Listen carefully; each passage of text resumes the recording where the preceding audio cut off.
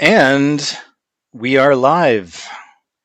Please let me know in the live chat if you guys can hear me loud and clear. I'm on a different setup tonight for this show.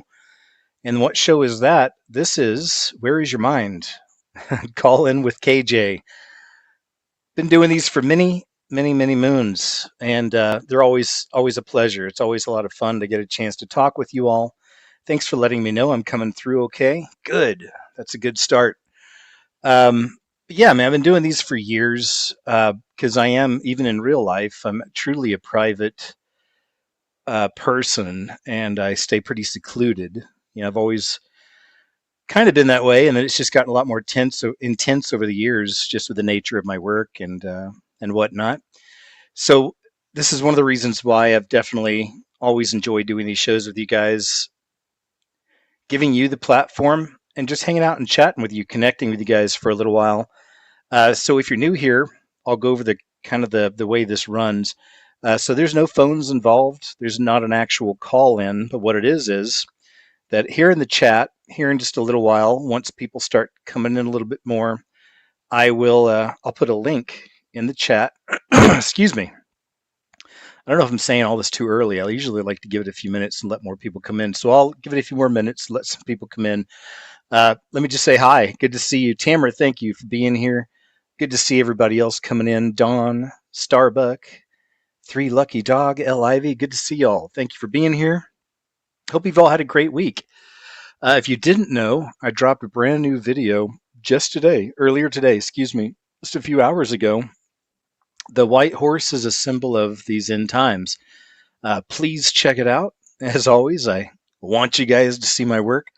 So I just dropped a new video. We got today's show. We'll do an uncensored on Monday over on Mean Green, over on Grumble.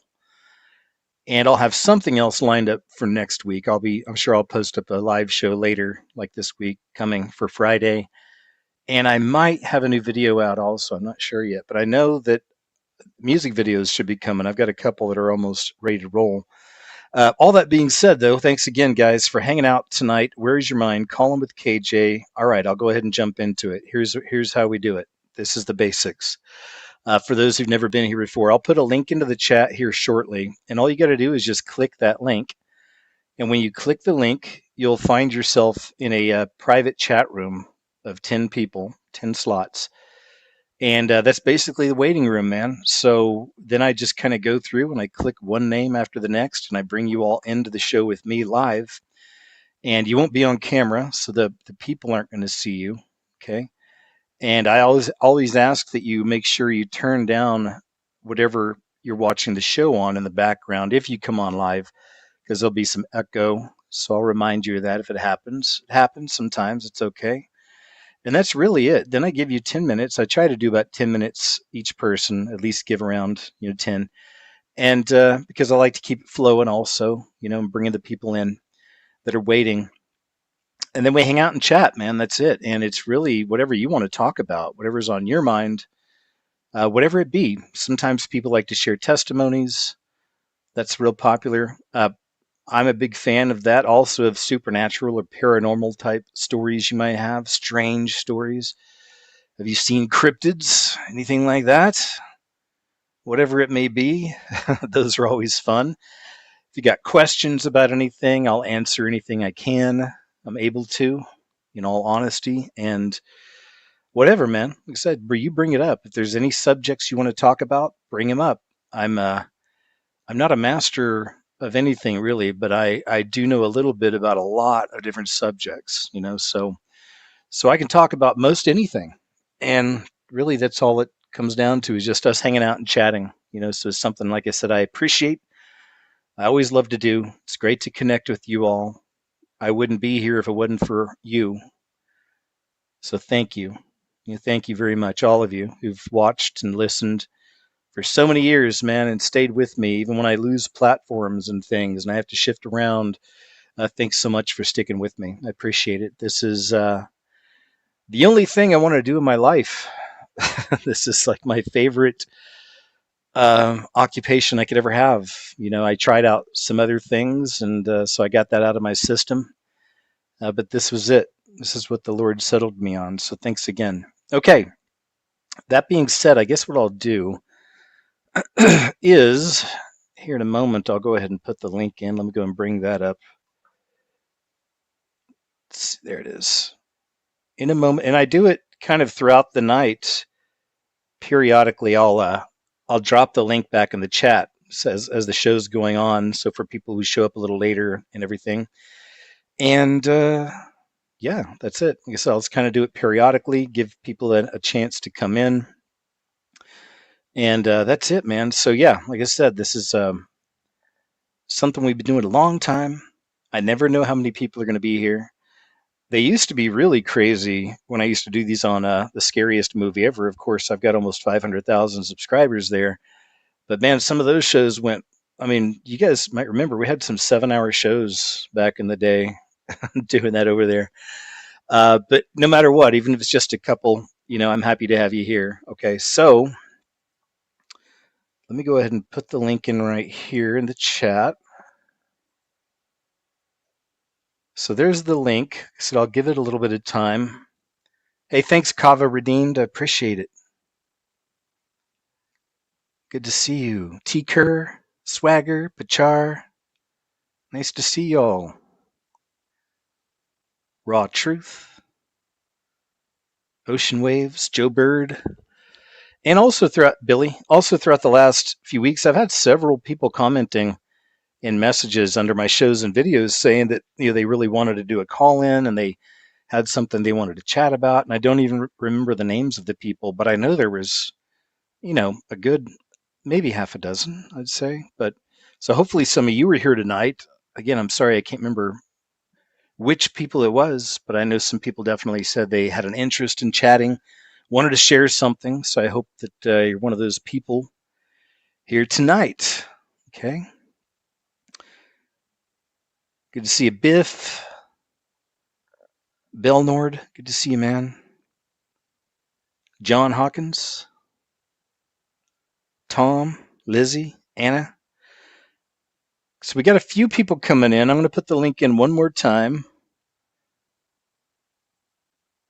Do it right here. And like I said, I'll do it after a few of the guests. So we got just a few people in, but that's okay. Like I said, we'll go with it. And like I said, even if it's a short night, there might not be people who want to chat. That's okay too. It happens, man. But we'll just roll it out and see how it goes. That's how I always do it. I don't take any offense because I never know. People got busy lives. They have things to do. So it's okay. All right. So I'm going to go ahead and switch up the background and we're going to bring in our first guest. That's not too well. That's pretty good. And I'll welcome to the stage Birdman, Indiana. Hey, KJ. How's it going, my brother in Christ? Hey, it's good, man. I hope you can hear me okay.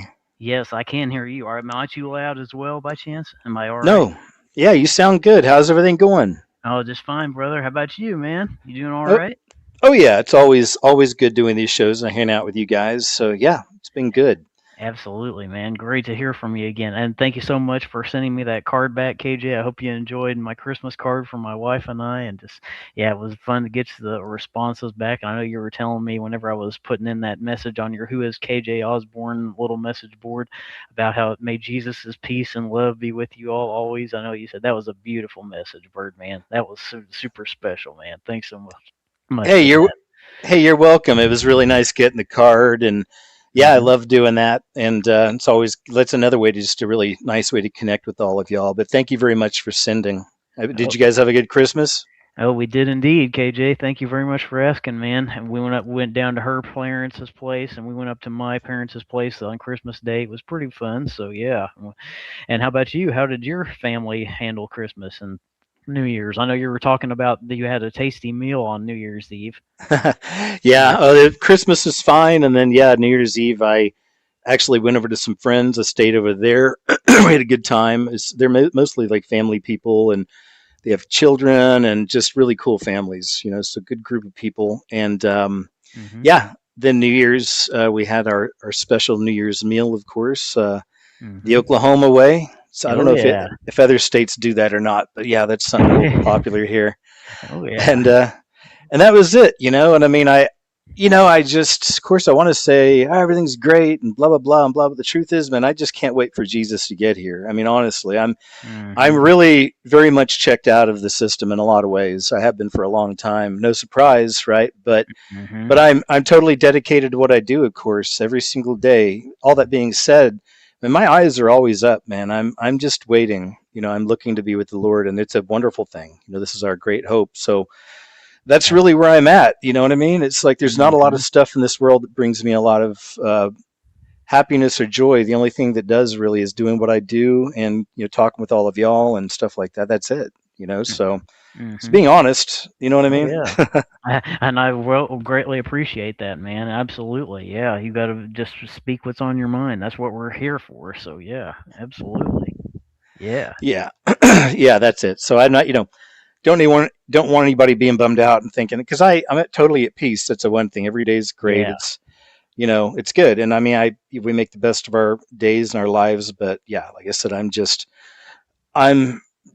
this. This is Mhm. me. Yeah.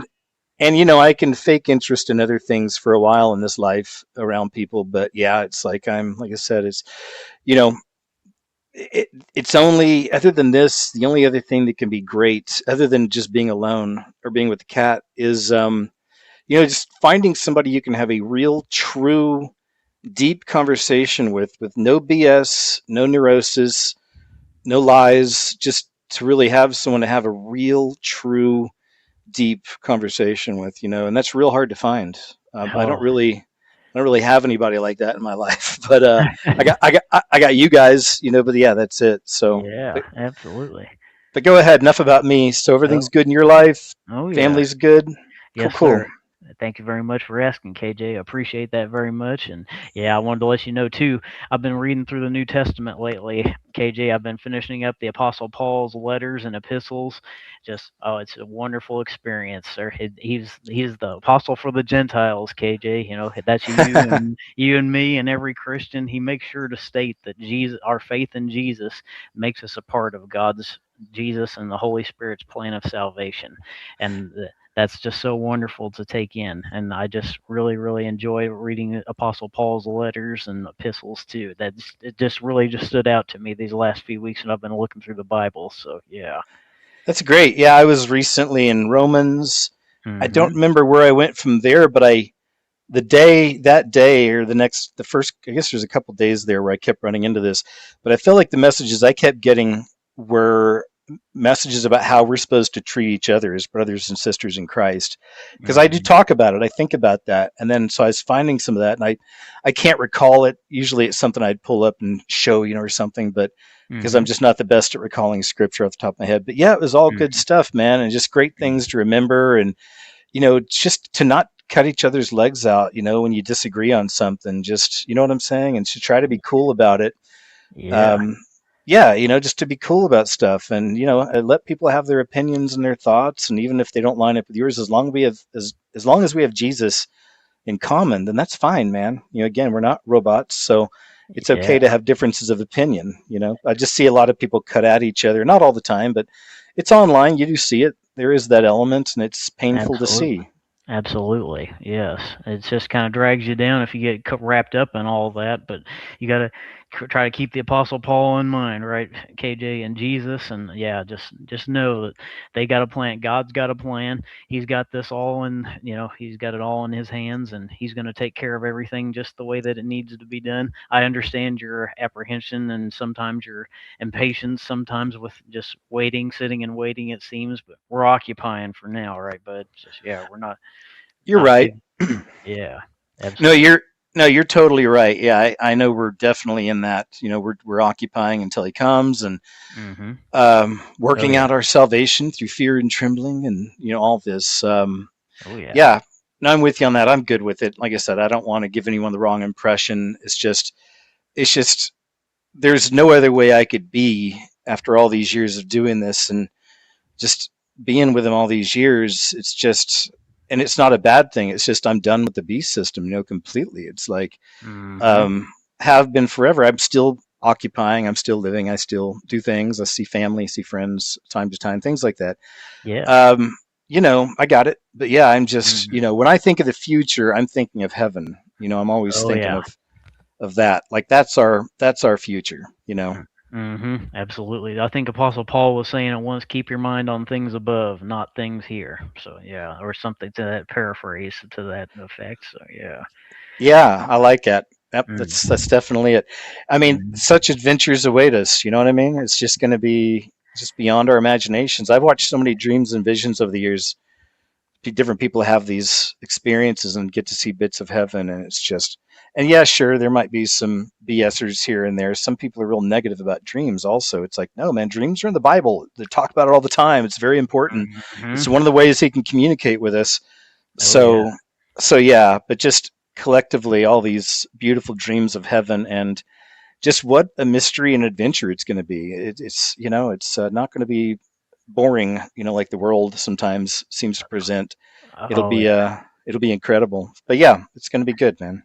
Absolutely, yes. Jesus, I think he was saying in scripture too that eye is not seen and ear is not heard what the Lord has waiting for those who love him. And I'm really looking forward to that myself as well, my brother in Christ. Yeah, Oh, that's a great one. It's a thank you, great man. scripture. Yeah. So Yeah. what about anything else, man? What else is on your mind? I mean, anything what's going on with you? I mean, like what do y'all do for fun? What do do you watch any edgy type things around the little ones, things like that? I wonder. I'm just curious because Um, see, yeah, that'd so be tough. No, I'm just saying, go ahead. no, no, please go ahead. Well, I mean, I don't watch much TV to be honest, and I work out every day, and I usually try to clean the house. I did that today, even after putting a whole work day in, and I gave my wife a back rub tonight, and just yeah, I was trying to make it up here in time to make it in for the call in to say hello and everything, and yeah, yeah. Good, man, got it. Oh yeah, yeah. I just try to live day by day is the thing. I'm just kind of stuck in the working world right now, but I'm I feel grounded in this, KJ. I've got a wife, and I prayed for that for so many years, man. There were so many years I was alone, and I was just thinking to myself, where's she at? Well, I really want to make a girl Oh, happy. that's nice you did that. So you were actually talking to the Lord about your wife, right? Oh yeah, Oh, good. absolutely. You did it the right way then. Yeah, man. If I had it all to do over again, I would have done that in my teen years and said, Lord, I'll wait. Just help bring her. You know what I mean? But go ahead. I like Oh yeah. that.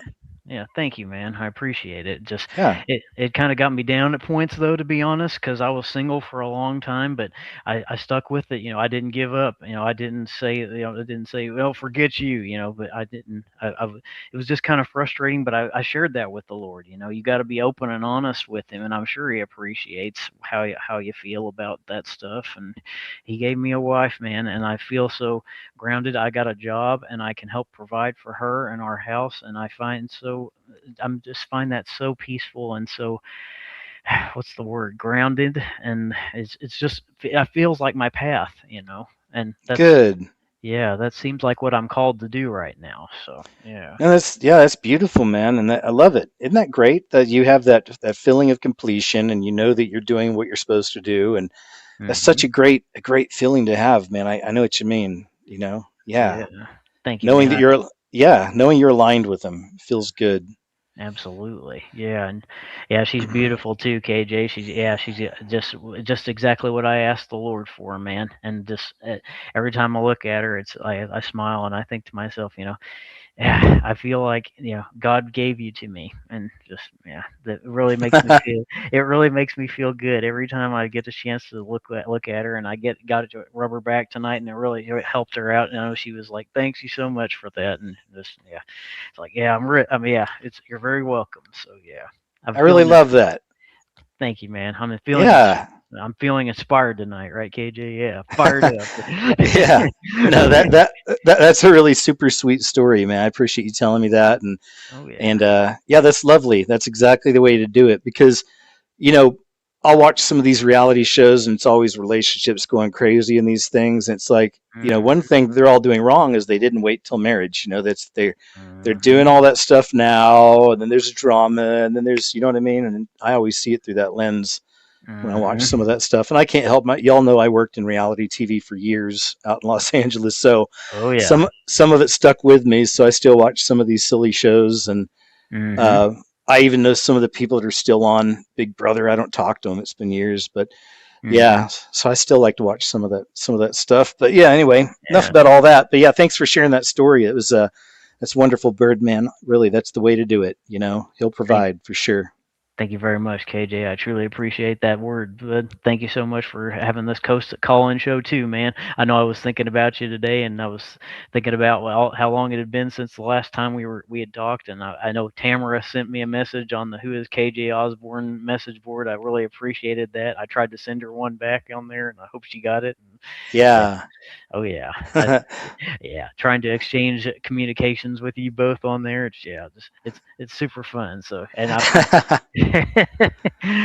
and I feel it so blessed. Even when I began to even try to call you up, KJ, I think the first time I was ever trying it, I was trying to wish you a happy Veterans Day or something like that. And then I was like, I want to ask this guy if I can get his autograph. So and you set up your PO box, and just yeah, it's been a super fun time. And I got to share some of my favorite scriptures with you, and I feel like you're a friend to me, and I find that very I very am nice. nice. Yeah. Good.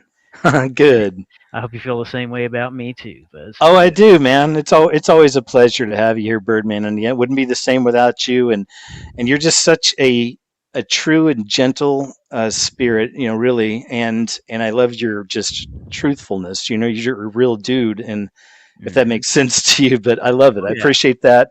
And yeah. yeah, man, you're a good, pure brother in Christ in my eyes. I know you're not pure, but I'm saying it's the sense I get. I just Thank you're you. doing yeah, the Lord's blessed you. You're doing it right, and it's wonderful. So yeah, no, you're certainly a friend and a brother in Christ. And I always say that it's not just heaven to look forward to, but seeing all of you, man. I mean, all of us being together for eternity, it's going to be incredible. Okay, so Absolutely. all right, so hmm and we'll Absolutely. all be in shape, so don't worry about that. Oh Go yeah, ahead. absolutely. I was gonna say too, KJ. I'm sorry for I didn't bring this up earlier, sir.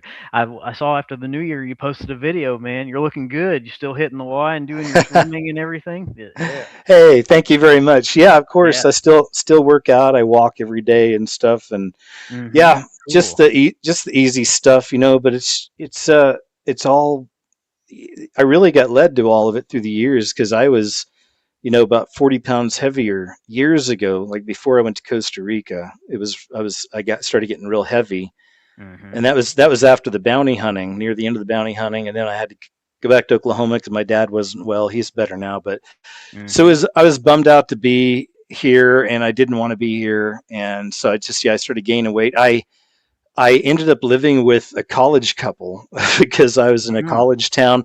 Young hmm college couple took me in, so I hung out with them for, I guess I lived there about a year, and then I moved to Costa Rica from there. I think after about a year or so, but that's when everything changed. I lost a lot of weight there, and then I had a couple heart attacks when I came back to America. That's what really changed everything, and then I just started listening to the Lord. So I got off all the pharmaceutical medication crap, and now it's all just natural herbs, walking, swimming, grounding, stuff like that. It's like and intermittent fasting. Sometimes I could eat maybe just a sandwich a day or something. It's hmm crazy.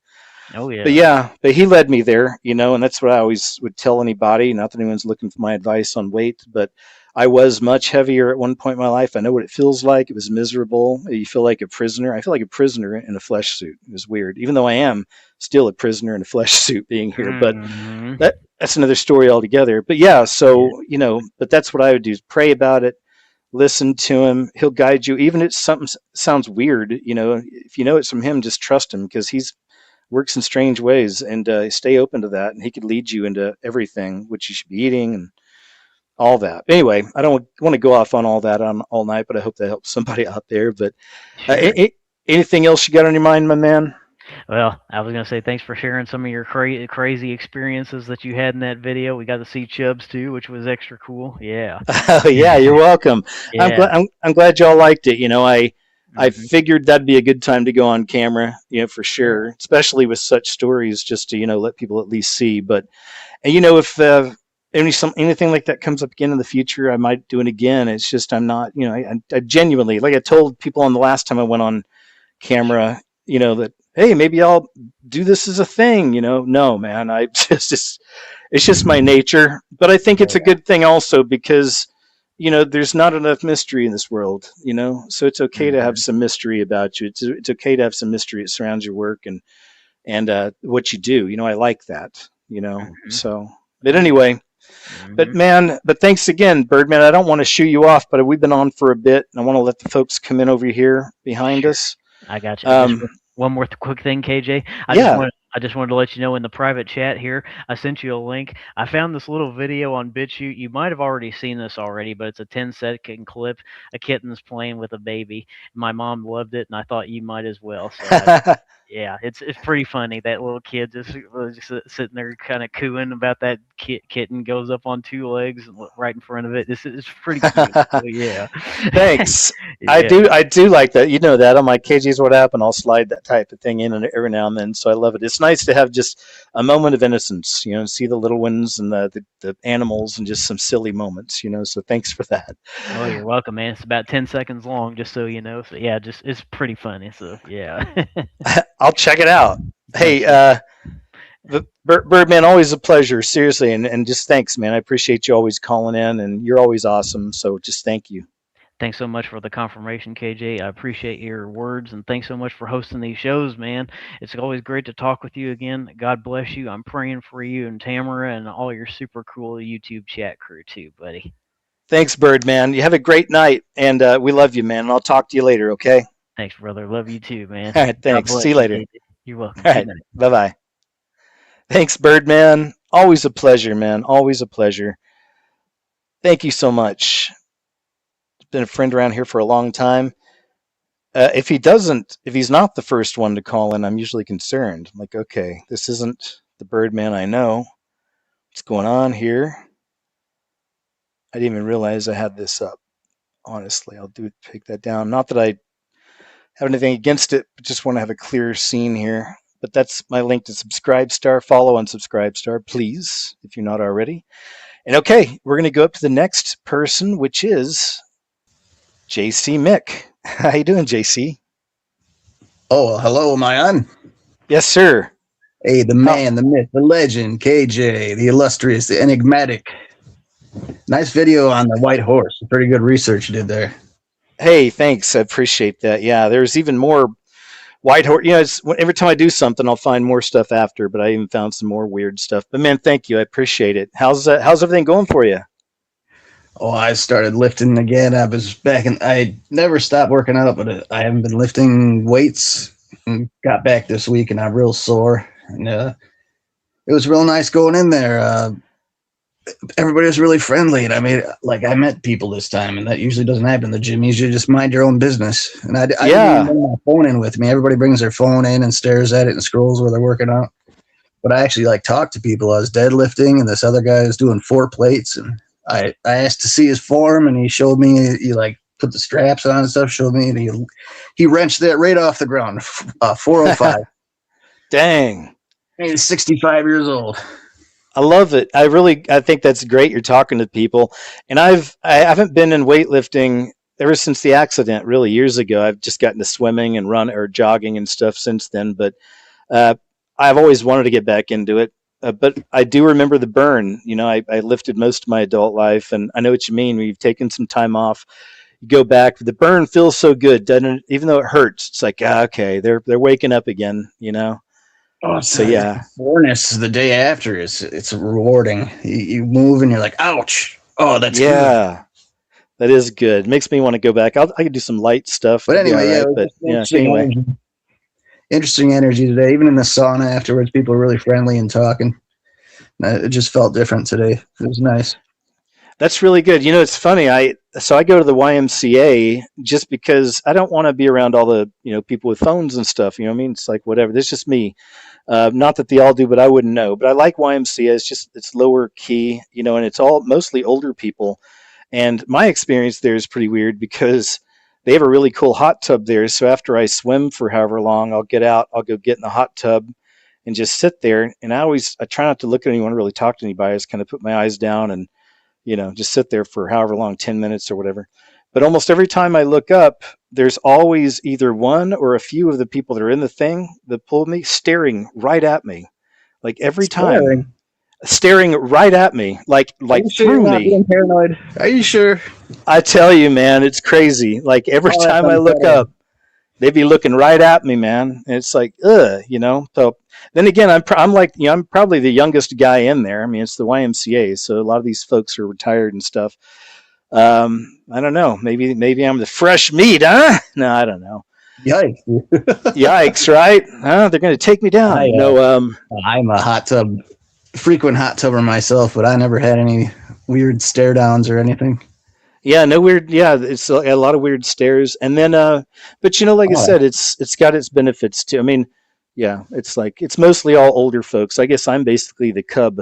I'm like the youngin' there hanging around there, but I don't engage too much. Most of the folks don't look like they really, like they're kind of over talking. They're good with it. So it's just, how did I get into this anyway? Back to you. So YMCA, thirty oh, five dollars a month.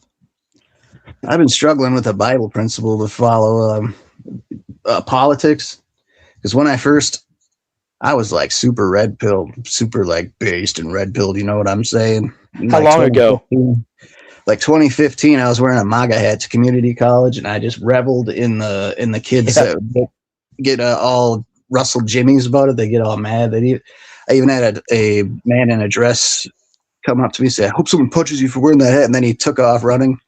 JC, I had no idea you were trolling people with that. That's so funny, man. Oh, I took joy in it. Yeah, and it was a troll. Yeah. Not Yeah. helping. And then I didn't have Christ back then. I wasn't raised with religion, and There you go. I slowly built my relationship and learned more about God. And I had lots and lots of Bible studies. And last time I voted was in like 2019 or something for governor, and I didn't vote in the 2020 or 2024. And I still cling to this like. Maybe you feel the same way, but I still feel like at least Trump's in, so at least it's not Kamala or something. It's so much worse. Man, I totally stick to that. And some people, they don't want to hear it, but that's I mean, wrong, though, right? what's that? That's wrong, though, right? It's the government is part of Satan's system of things. It doesn't. Oh yeah.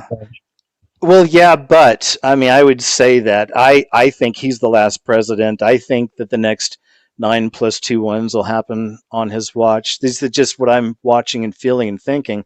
Could be wrong. I'm only human, right? But that's what I've been seeing. The other thing too is that he may fix a way to where he gets another term after this. Because if we're in war, that happens. So, and there's a lot of talk openly about that. So we may have an extended. Imagine the civil unrest if he took a third term. People would be in the streets calling. Yeah, for civil war. Like, this isn't right. He's illegal. He can't have a third. Presidents can't have 3 terms. But then if we look at it like this also, so there's a religion that's spreading around the world quickly, and it's damaging a lot of things and people. Okay, we already know what this is. So, and that's pretty much spread into pretty much every country right now. It's making its way through. America, man, is one of the few that's staving it off because he's there. Now, again, it's not that I'm a Trumpian. The Lord is using him, can use him. I pray he uses him. I pray Trump finds Jesus, all that, man. But I look at it like that. And right now, that's his administration is the only, him being there is the only thing staving off that from fully taking over our country. So, that's another way I see it. I know some people don't like to hear this. People are very divided on Trump, but it's by design also, as we know, and the system does that. 10 years of Orange Man bad stuff, you know what I mean? So some people will never change their minds. And then there's all the other stuff that he does that I know isn't right. And again, he's not perfect. He's a human, but he's what we've got. And the Lord works through the rulers in this world. We see that in the Bible. So that's what I pray for. I don't hate on the man. I'm not like his biggest cheerleader. I'm just like, Lord, please do good works through him. Help him to do things to help the people, while we're here. Things like that. But that's me. Go ahead. And you. Go ahead. Lord, please do good works for him. The audio dropped on me. Oh, okay. Well, it was pretty much it. It's pretty much it. I just pray that the Lord works through Trump and uses him to do good things for the people, for humanity, for us, right? While he's here. I mean, that's the way I see it. I'm not black and white on him. I don't totally trust everything he does, and I don't totally hate him. You know what I mean? It's like I'm not like that. A lot of people in the world are with that and other things. But go ahead. Well, I just want to reinforce the idea that we must remain separate. We are separate from the world. We're not of the world. So we don't want to get caught up in the political games. That's Satan's system of things. Yeah, And but that's as much not as I that's not like, being. Oh, go ahead.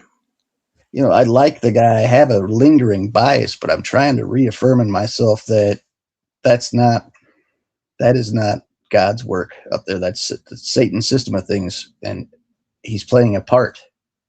The left, right. It's two wings. It's the same bird, though.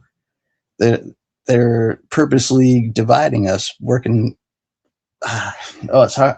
You No, are no stranger to I this know. idea. I mean, You're no I know stranger to this. this idea. No, I know this. Yeah, I've known this forever. It's the false left right paradigm. But now we're in a different timeline. We're looking at, I believe, and many others, the last prez of this country. That Babylon will go away. It's not the Bible. So yeah, we're this is going to get hit, and it's even on the money. I know it's coming. Um, so it's kind of a different setup, right? So and again, no matter how much, because there is a lot of strange stuff with Trump. I know this, but no matter how much the devil might have his hand in there, God can still use him. God used people throughout the Bible, kings and rulers throughout the Bible, put people in place, for a purpose. So yeah, like I said, and we can have a difference of opinion on that. That's okay if you totally don't trust anything he does or says or whatever. There's a lot of people like that. It's okay. I don't though. I leave room and just say I pray for him. Pray he finds Jesus because he's somewhat religious, but he doesn't know Jesus. So I pray for the family, for his family, for all of them. I had somebody getting all freaked out during one of my shows mentioning that I pray for the Masons too. Certainly I do. Absolutely. That they find Jesus, man, that they break out of Pray that. for our enemies. Pray for our enemies. Yes. Right. Anyway, so go ahead. We could change the subject. Whatever else is on your mind, man, go ahead. I have this idea lately, philosophical idea that's really helped me because I've been tested. I've been being tested. I've had some hard times, and I can trust God to give me my daily needs. I'm trusting Him more and more. Like I know He's going to give me what I need each day. But the philosophical idea that I have is, I have no enemies.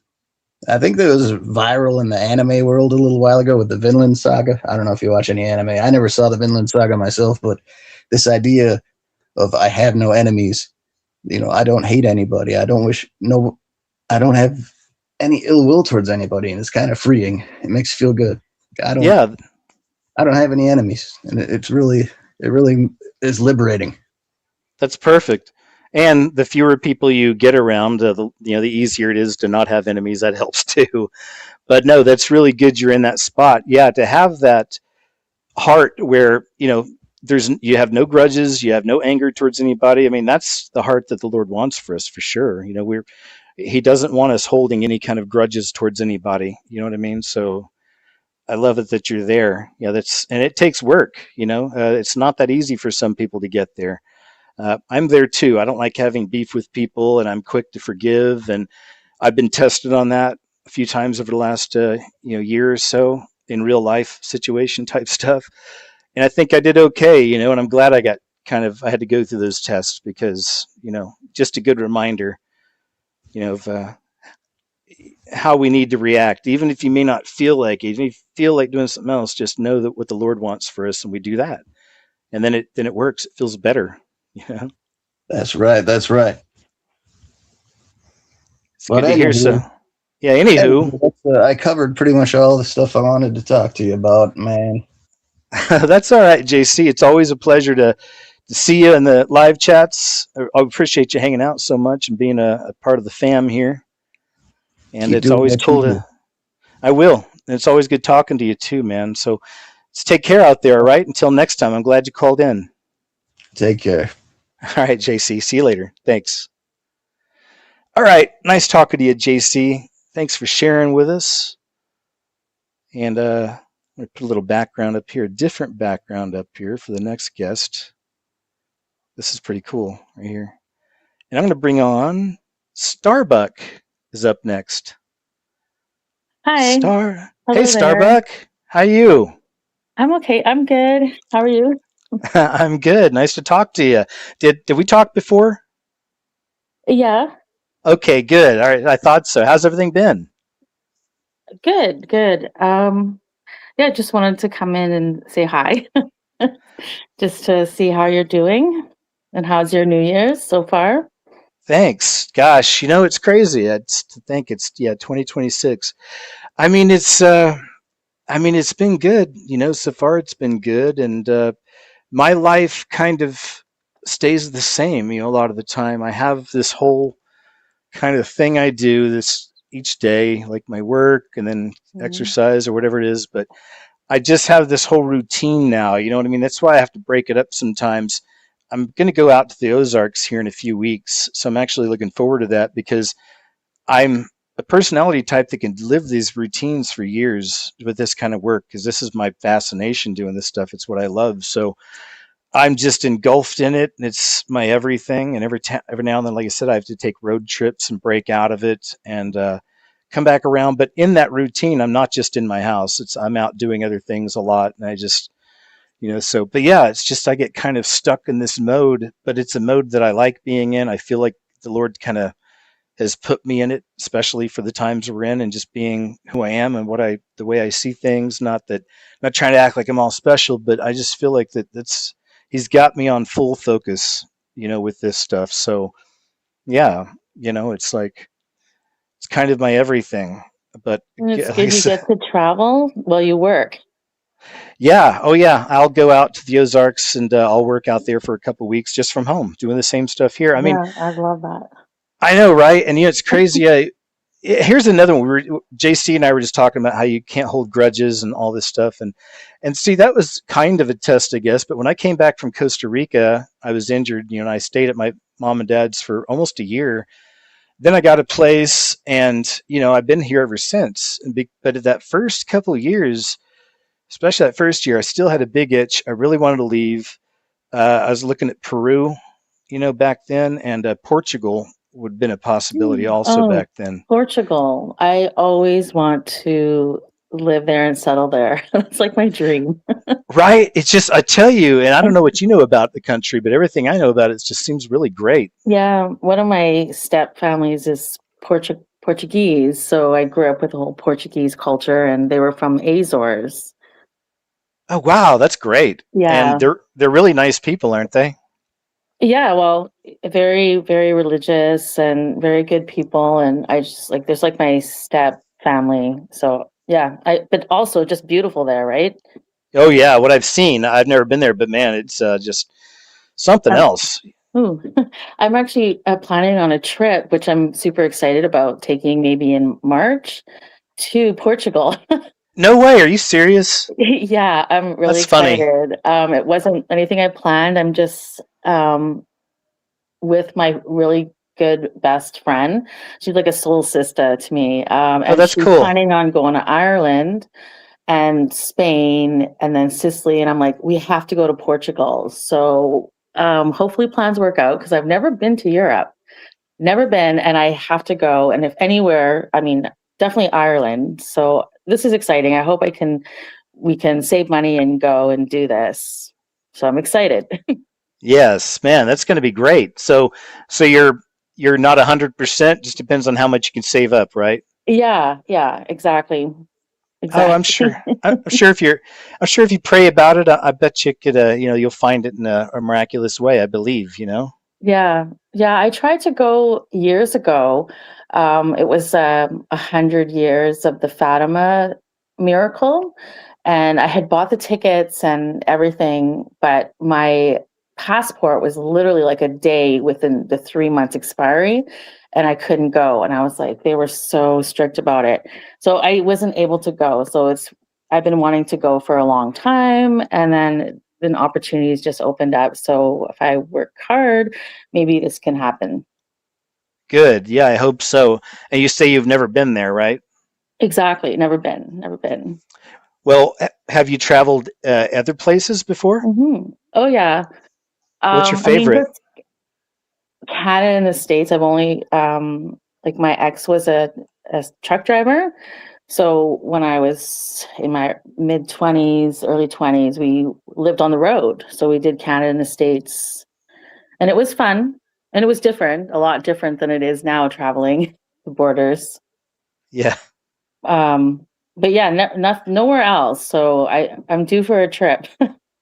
I know. See, I think about that a lot too. Well, I guess to finish my point though about Portugal and all that, I mean, I was looking at other places, but I ended up just staying here, man, because my mom and dad are still here, and I left, when I was around 20 for the Coast Guard. So I've been gone at that point most of my life. I'd come and visit, but so that was my whole thing. And even with that, I had to get over that whole thing of never having any resentment, never being upset with them, but Mhm. doing it, to be a son, you know what I mean, and be there for them as they're getting older and all that. And it's been good. I mean, it's helped because they do need a lot of help now, and so I'm here to help them. But anyway, that was just that point. So back to No, I back, understand. I yeah, understand because I'm very family oriented too. Like I'm part Aboriginal, First Nation. cool. First Nation. So we're very family oriented, and family comes first. I mean, I'm the one that's not at home. Like every time I go home, I hear about it. But I try to help. Even I was helping my uncle, kind of being an advocate, even if I'm in a different province. So family first. I really Yeah. believe in that. Are there any interesting kind of supernatural or folklore type things that came along with growing up um, in that culture? Mm. Um. Yeah. Yeah. I mean, we. It's kind of funny you brought that up because um, they do believe in little people. Cool. The duende. I don't know what they're called. Like I mean, I went up to my res a lot, but I was raised very Catholic and practicing since I was like could talk. But Okay. I do understand my culture, and yeah, they think that little people will just play tricks. They'll take certain things from your place and hide it, um and some people have seen it, and they call like Sasquatch Sabe, and it's one of the mythological um creatures in the seven teachings of trust, honesty, like the seven grandfather teachings, and that's one of the mythological creatures. So yeah, I have a friend that said that her and her mom were berry picking back in like Kenora area, and they heard a really scary sound and nothing they've ever heard before, and they really think it was Sasquatch. They said they so scary. I mean, these people, they live out in the wilderness. I mean, I remember living out there, and so they heard something for sure. And she talks about it. She said it was the scariest sound she ever heard. So they got out of there They got out of there really fast. Yeah, watched a lot of videos. There's even a one that went super viral years ago. It was a guy his YouTube channel was him going out in the forest and looking up mushrooms and stuff, and just filming it and talking about them. He knew all about all kinds of mushrooms, Hmm. right? So just showed him on this one video. He's walking Hmm. through and he's looking at a beautiful mushroom and talking about it. And man, like the most horrifying scream, and it bellowed for a long time. Like this thing Yeah. had a lot of in its lungs. But yeah, that's a famous one. But I've heard others. So, and I'm a big believer. It's funny how I actually have a friend in real life, and I love this guy, and he's super smart. Also, it's not to get into anything that he does, but he's a really, really smart fella with his occupation. However, he will not tolerate Sasquatch or Bigfoot talk. He thinks it's nonsense. He will not believe. Anyway, but yeah, so there's some people that'll never believe it. But also, I think people who are super smart in the areas he is, I think they have trouble with supernatural paranormal stuff. But Well, that's a maybe whole other he story. hasn't experienced it. That's why. Yeah, right. Maybe not. So, That's true. I'm glad you kind of turned it to this because I did watch your video. It was very good, the one you put out today, Thanks. the Year of the Horse, Yeah. which I am Year of the Horse. Oh, interesting. Yeah. And I used to follow it, and then I felt convicted. Like I felt like this is not of what God wants me to follow, horoscopes Right. and So I knew everybody's year, and I read and about it, and I was following it. So then you just put that out, and it's like my cousin called me. She's like, "Happy Year of the Horse." I'm like, No "Thanks." way. Yeah. That's funny. And then I was thinking when I watched your video about, I love fashion. Okay, so I watch fashion, and lately I've been getting a lot of AI Golden Globes fashion, which I don't follow any of that stuff. The Globes and those icons. But one Yeah. thing I did notice is the majority of them were wearing silver gowns. Oh, interesting. Well, Yeah, 'cause I was like, I make a point of like what's coming in and what are they pushing for fashion, and they're pushing. I was like, it's major actresses wearing silver, silver, silver, and then you noted that with Melania Trump. yeah. Yeah. But also I'll say this is now you got me thinking about something else. But that is a possibility. And then also the silver market's going crazy right now, and there's such a big return on it that on silver. That I think Costco went down to only selling 1 bar per customer. It's like it's becoming a thing. So I wonder if that has something to do with the silver boom or something. Yeah, I don't know. I think so too. That's what I thought. And then another thing I wanted to say was because we're talking about mythological creatures and like the Chinese horoscope. Yeah. The dragon is the mythological creature of Right. the 12. So, and I believe there was dragons. And I know for like people sure. will be like, there wasn't, and it's just something they said in the Bible is like theory but I really believe there was dragons. And I don't know, my stepdad, he kind of bugs me about my tinfoil hat because I tend to see videos and then it tends to send me somewhere else deeper into the rabbit hole. And I, came across this guy about how there's dragons like in our earth that are like sleeping dragons. Well, I definitely am a believer. I mean, it's in the Bible, and that's the thing is that there was a lie about dinosaurs. There's a whole long story on this. Giants. There's giants. There were sea creatures like sea dragons and other dragons. Because Yeah. I don't know if you saw it or not. I did a live show a few months ago, but it was called. They took a photo of a real dragon, but no one really noticed, and that was Ogopogo. I don't know off the top of my head which lake it's in. No, for real though. Yeah, that's what they call this thing because there's different sea creatures and different bodies of water. Well, man, if you ever go look at it, just look at the picture. I tried to send you this video of this guy covering this dragon, but I don't know, maybe it got deleted. I don't know where to send that to you, but I thought it was pretty interesting. I know that when you wear a tinfoil hat, sometimes it can get a little bit crazy with these videos, and you really have to pray and have discernment, like what is just being out there. And AI is getting pretty crazy with the videos too. Like you really have to look now, but normally I can tell when it's an AI video. Yeah. So far, so good, but they're getting so much better. Sora 2 is just insane, and I don't even want to fool with it. It's like it makes me want to go learn how to do animation and just do some basic stuff, but just keep it real. I've actually been thinking about that, but I've always thought about that. Would be cool. That would be really cool. Yeah, I think so. But anyway, I enjoy your music videos. Like I love your music and your music videos. Oh, thank you very much. Yeah, I just added. I don't know if you knew, I have a Spotify playlist, free KJ. Yeah, I Osborne. watched. I'm on your Spotify. It's nice. Good. Thank you. Yeah, I love it. I'm always care. Well, I pretty much everything I put on there is everything I listen to. There might be some heavier type rock songs. Sometimes I won't put over there just because sometimes I like the heavier stuff. But otherwise, good. I'm glad. It's good. I liked it. I like Appreciate it so far.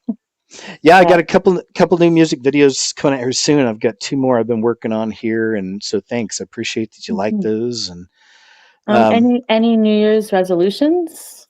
No, I haven't done that for so long because I guess my resolution is always just to be closer to the Lord, stay on my path, do the best I can at what I'm doing and just try to be a really good seed planter and eye opener or encourager maybe. But whatever it is, that's always just kind of my thing in this system because I know how close we are, with Yeah, everything. So I yeah, agree. I feel like we are getting closer, and I have the gift of dreams, and I've been dreaming a lot about. And I don't even really like zombie movies. My stepdaddy watches them. So I kind of laugh in the background because they're funny to me.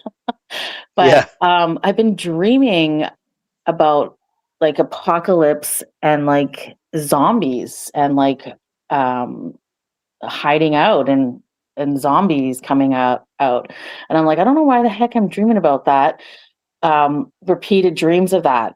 So I don't know. Something I feel like is going to happen in 2026, like with the 15-minute cities. And right now, the borders are really crazy with Canada and the States, like trying to cross because a lot of people are trying to go down and a lot of people are trying Oh, to move really? up. Yeah. And Interesting. um, even if, yeah, it's difficult. And so I'm wondering, why is it so difficult? And now they're taking pictures of your face without you asking, like digital pictures when you go down to Canada. I mean, go Oof. down to the States, and when you come up, um they really question you. And even if you have like dual citizenship, it's Yeah. difficult.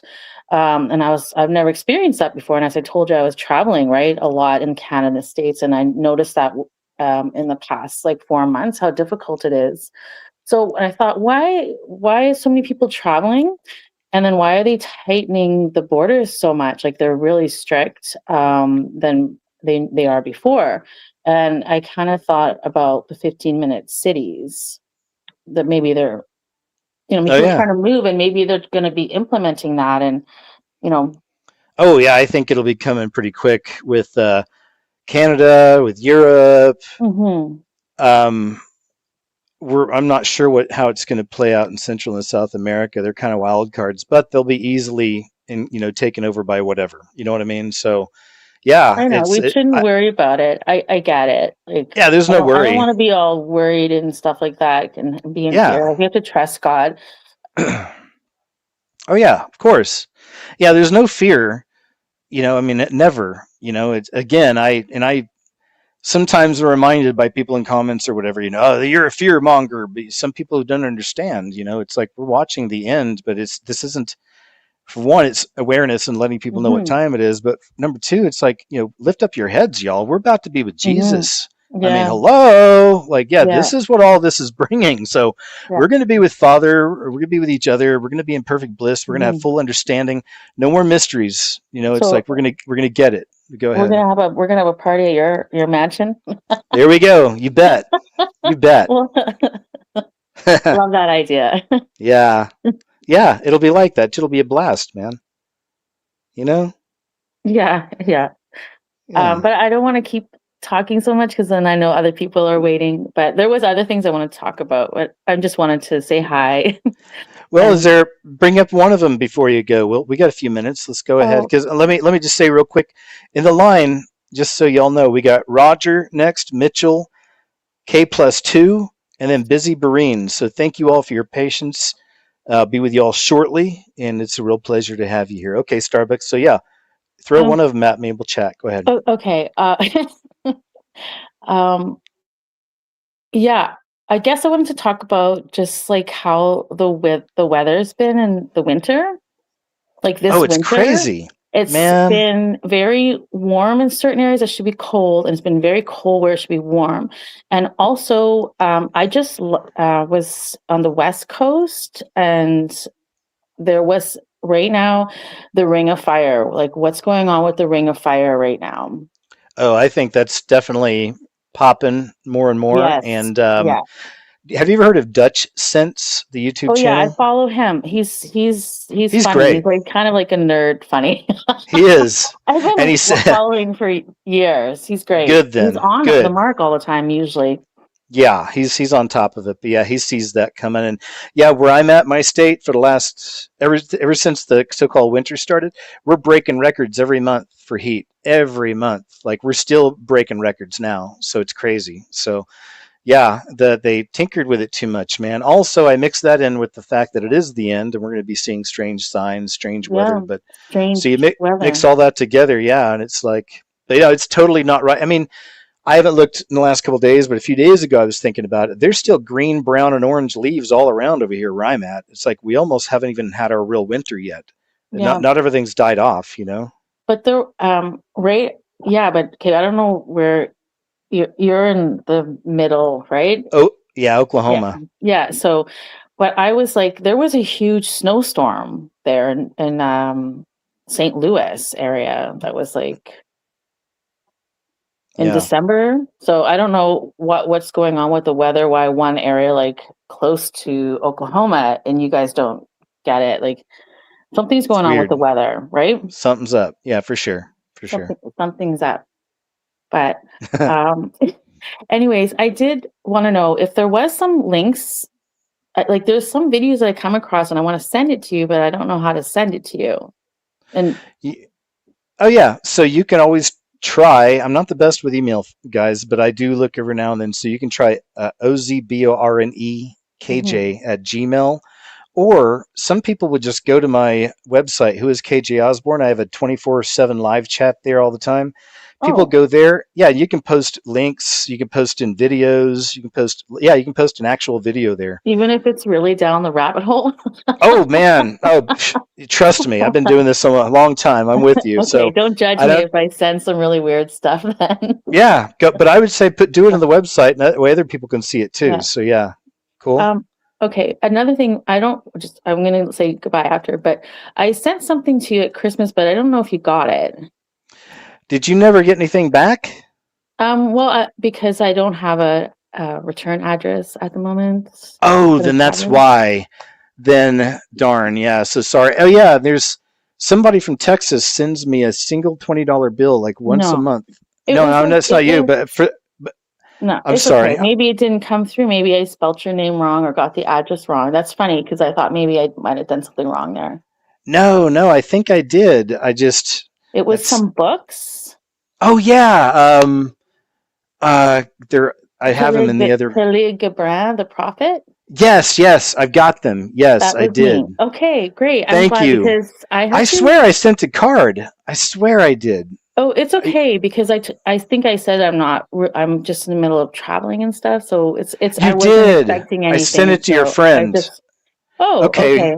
Yeah, I did Thanks. send a Well, card. I that's know I good. did. Yeah, for sure. Man, thank you for That's that. That good. was a great You're bundle. I welcome. appreciate it. And those are You're great welcome. books too. Great. Yeah, I was gonna say I couldn't send it through from Canada. I Huh. had to go down to the States to send it. Wow. It Well, was thank you. crazy. Yeah, Well, but it's okay. I was traveling down the States anyways, but it's okay. Well, I'm glad that you know that I got it. And like I said, I sent it to that friend's address. So just check with them. Okay. yeah, all good, all good. All right. Thanks again. Really, what a wonderful bundle. I really appreciate it. I hope you get that card too. Yeah, Okay. thank you. Starbuck, you're welcome. It's been a pleasure chatting with you, and I'm glad to know it was you. So thanks. It was super sweet. Appreciate Thank. it.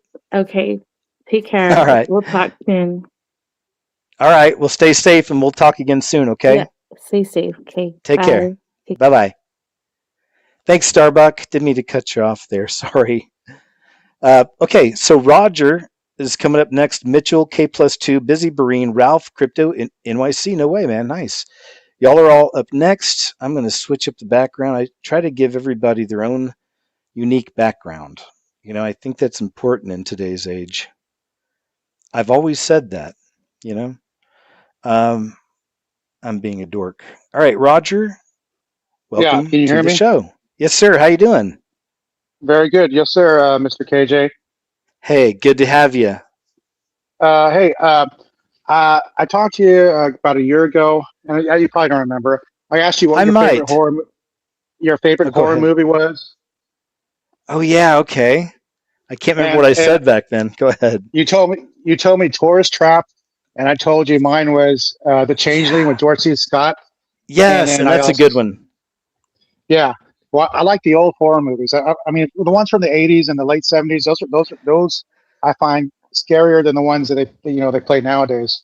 Yeah. Oh, and I'm so glad you reminded me of that. And I'll give that a shout out. Also, The Changeling with George C. Scott. But y'all check out Tourist Trap. It's one of my favorite. I even back then said my favorite horror film, if I really had to say. And I'll tell you what, there's not even a drop of blood in it, from what I remember. But it's still one of the most horrifying movies because what they can do to people is worse than death. I'll just say. So I would check out Tourist Trap. Truly, just a really great little creepy, scary movie. I can't remember the lead actor's name, but he was really good because he was in other I think things too. yes, sir. I think it was Chuck Connors. That's it. Chuck Connors, man, he was fantastic for that. Yeah, But he was like anyway, 6'5" yeah. too. I don't Oh know, but yeah. Oh hey, yeah, do he's you like know what? what? Yeah. You say what? Sorry, man. We're overlapping a little bit, but I want to throw this out too. There's another horror, or I guess movie, horror type movie. It's one of my top 10, and it has George C. Scott in it. And it's not The Changeling. It's a movie called Hardcore. Did you ever see Hardcore? No, I never heard of it. All right, guys, here's a treat for you. Now, it is an adult movie. This is from way back, like I think it's 80s, maybe even late 70s. But the whole movie, the idea is it's about a Midwestern preacher, and it's George C. Scott, and his daughter runs away to go out to Hollywood and get involved in the corn industry. So this Yeah. Midwestern preacher, good man, quiet man, drives halfway across the country, and he slowly gets involved in that corn industry to find out where his daughter is. And it is like one of the best, coolest, kind of grimy, but tough movies. Yeah. And oh man, so good. He's so good. Okay, I'll have to check that out. What is it called? Hardcore or something like that? Hardcore, as in like Okay. hardcore. But yeah, and I don't remember it being super sexy or anything. It wasn't about that as much as this guy just finding his daughter and doing what he has to do, and it was really good. Yeah. Well. Yeah. I didn't really have anything too deep to talk about. I just like to talk about horror movies. I show old horror movies to my kids who are in Oh their yeah, teens, and cool. they know stuff like Scream and stuff like that. But I said, no, forget all that stuff. This stuff, the stuff that I grew up with is really scary. And of course, I've shown The Exorcist, but I waited Yeah. till they were of age, so it wouldn't freak them out. But yeah, I like old horror movies and stuff. Okay. Especially from the late '70s, early '80s. Let me throw this one at you. Here's another. This is a classic, and it's always been one of those that I saw when I was too young.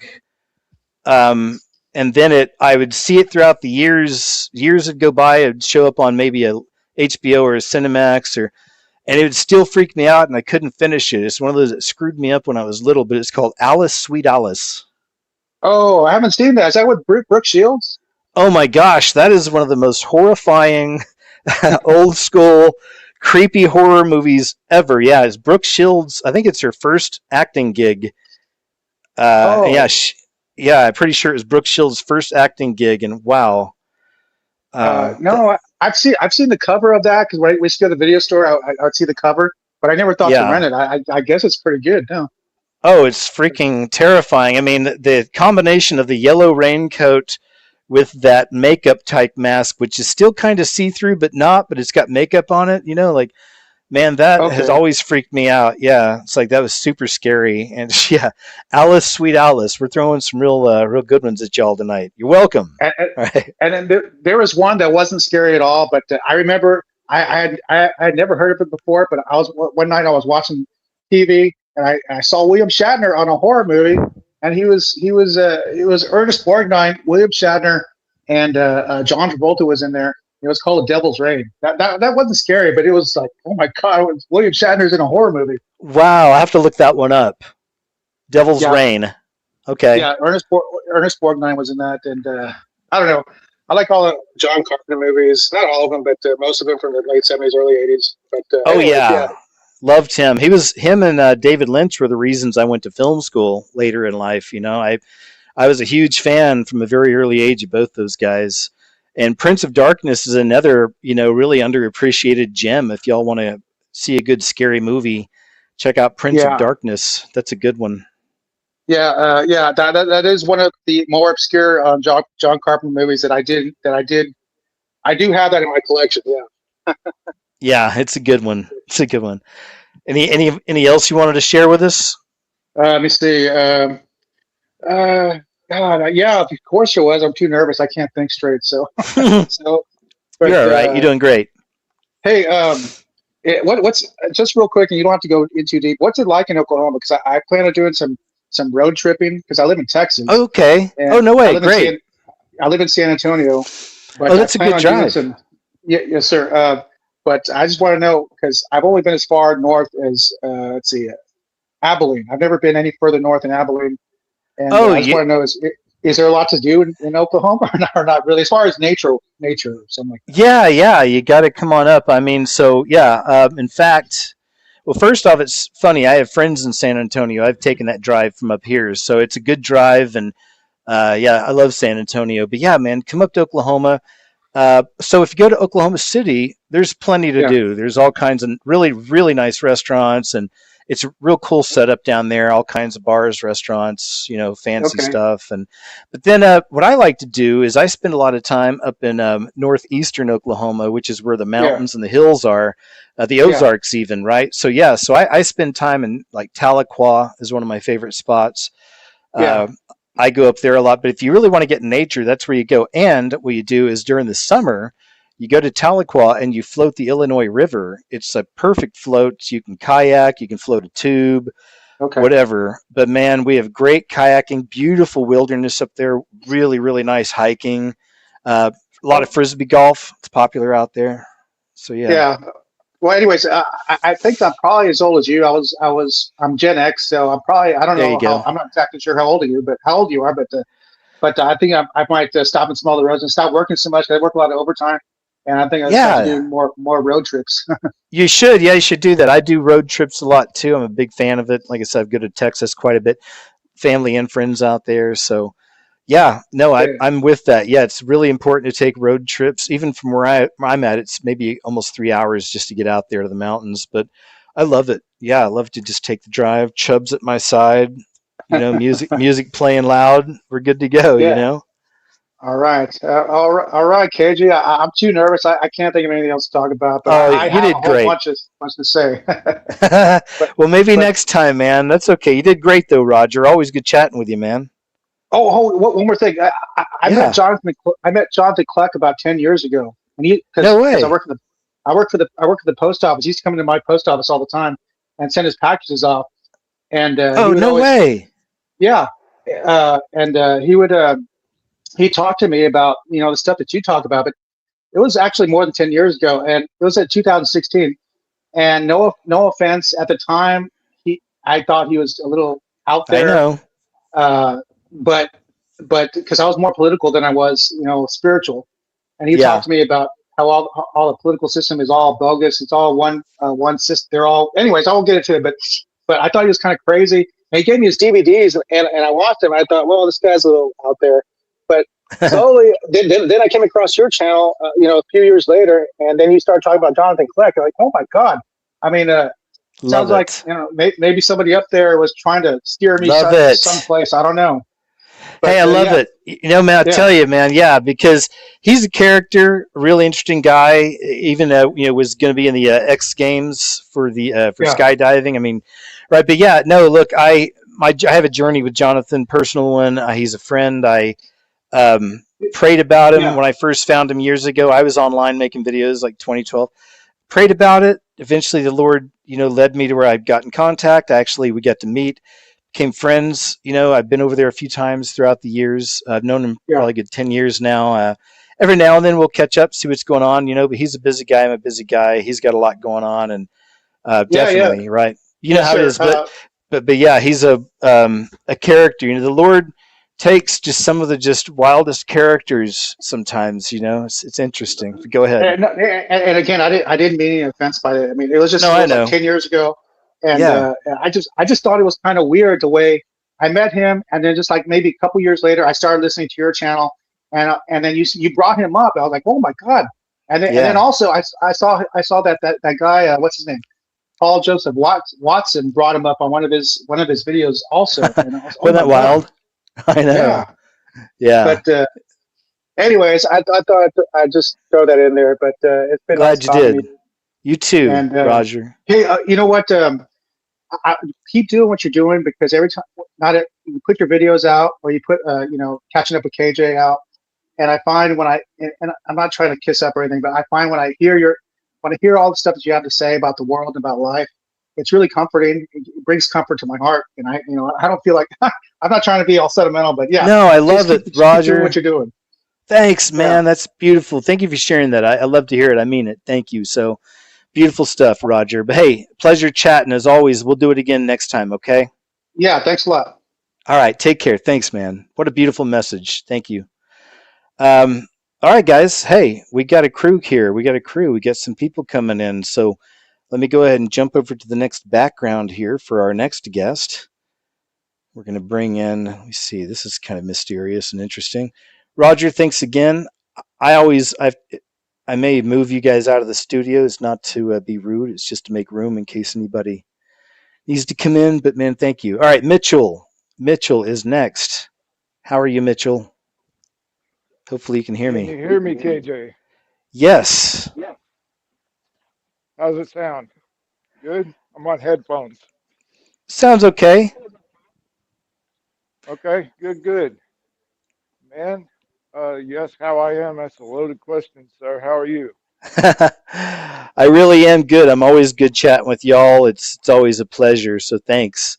And also, I don't know if there's a little bit of background from me, but let me check the comments. And is that okay with you guys? Hopefully, that's not too bad for you. I hear myself a little bit of an echo, but is that okay for y'all?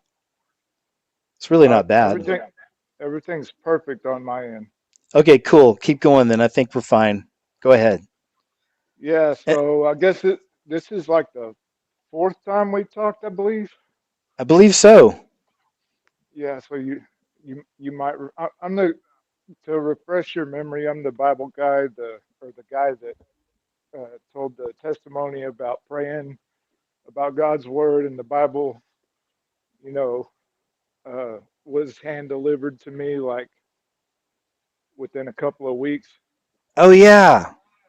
Yeah, blood red Bible, gold letters. That guy. Anyway, Yeah. um, oh, where to begin, man?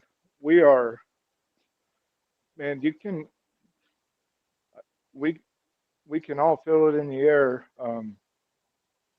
and it, man, especially it feels like with the believers.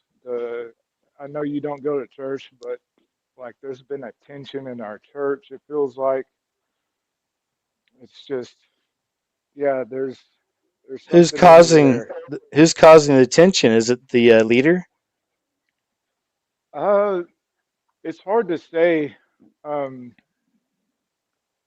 so Oh, I I'm sorry. I'm sorry, Mitchell, to cut you off. I just have to mention that some of the people in chat are asking if your volume could be a little higher. That's all. okay. Let me see. I'm trying to get to the microphone. Okay, it's all right. But y'all can still hear him, right? It's just maybe a little lower. Yeah, Okay, I just cranked it up. Is that any better? that's fine. We'll just go with that, man. It's okay. All right.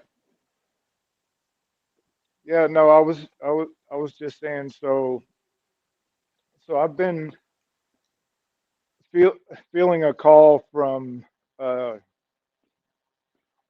from the Lord about or just having a desire. You know, I don't want to go out there and say I've been called, but I believe He puts desires in us for certain things, and I've had a strong desire to honor the Lord by playing music, right? Hmm. And having gone from like a lot of us, a pretty dark background in music in the beginning of my walk, uh, I couldn't imagine listening to Christian music, you know. Oh And yeah, started off a rocker, huh? yeah, I mean, I I could do classical music, and I could deal with some outlaw country, you know. Yeah, Not so much the mainstream country, but country boy can't survive. yeah, some Hank Jr. and some Willie Nelson, all that. Anyway, I'm Yeah. just saying that all that changed, and um, when I first started going to church and trying to do the whole Christian thing, it was real shaky at first with the music part of it. I'm like, because I would try to listen to Soundgarden, Alice in Chains, stuff like that, and Yeah. even Jimi Hendrix, which is like my favorite, right? And Faith No More. I couldn't. I would get disturbed in my spirit, and I couldn't listen to it without getting really irritable and just anyway. Makes sense. What I'm trying to get at is it's been a long journey to get to the point where I finally joined the worship team last year, right? And it was towards the end of the year. So it's only been a few months. How's it feel? And man, at first I was just going to take the step towards progress and get up there and practice with the people. Yeah. Didn't feel it at all like I was ready. I wasn't familiar with most of the songs, um, and I don't like being in front of crowds like that. I don't want Yeah. attention. I can But at the understand same that. time, yeah, but at the same time, I felt like this strong urge that I needed to do that, and so I started out on bass, and when I showed up to practice, the guys there just shooed me right in there, and they were just welcoming and happy to see me, and like, yeah, get up here, and they just threw me in there, you know, Family.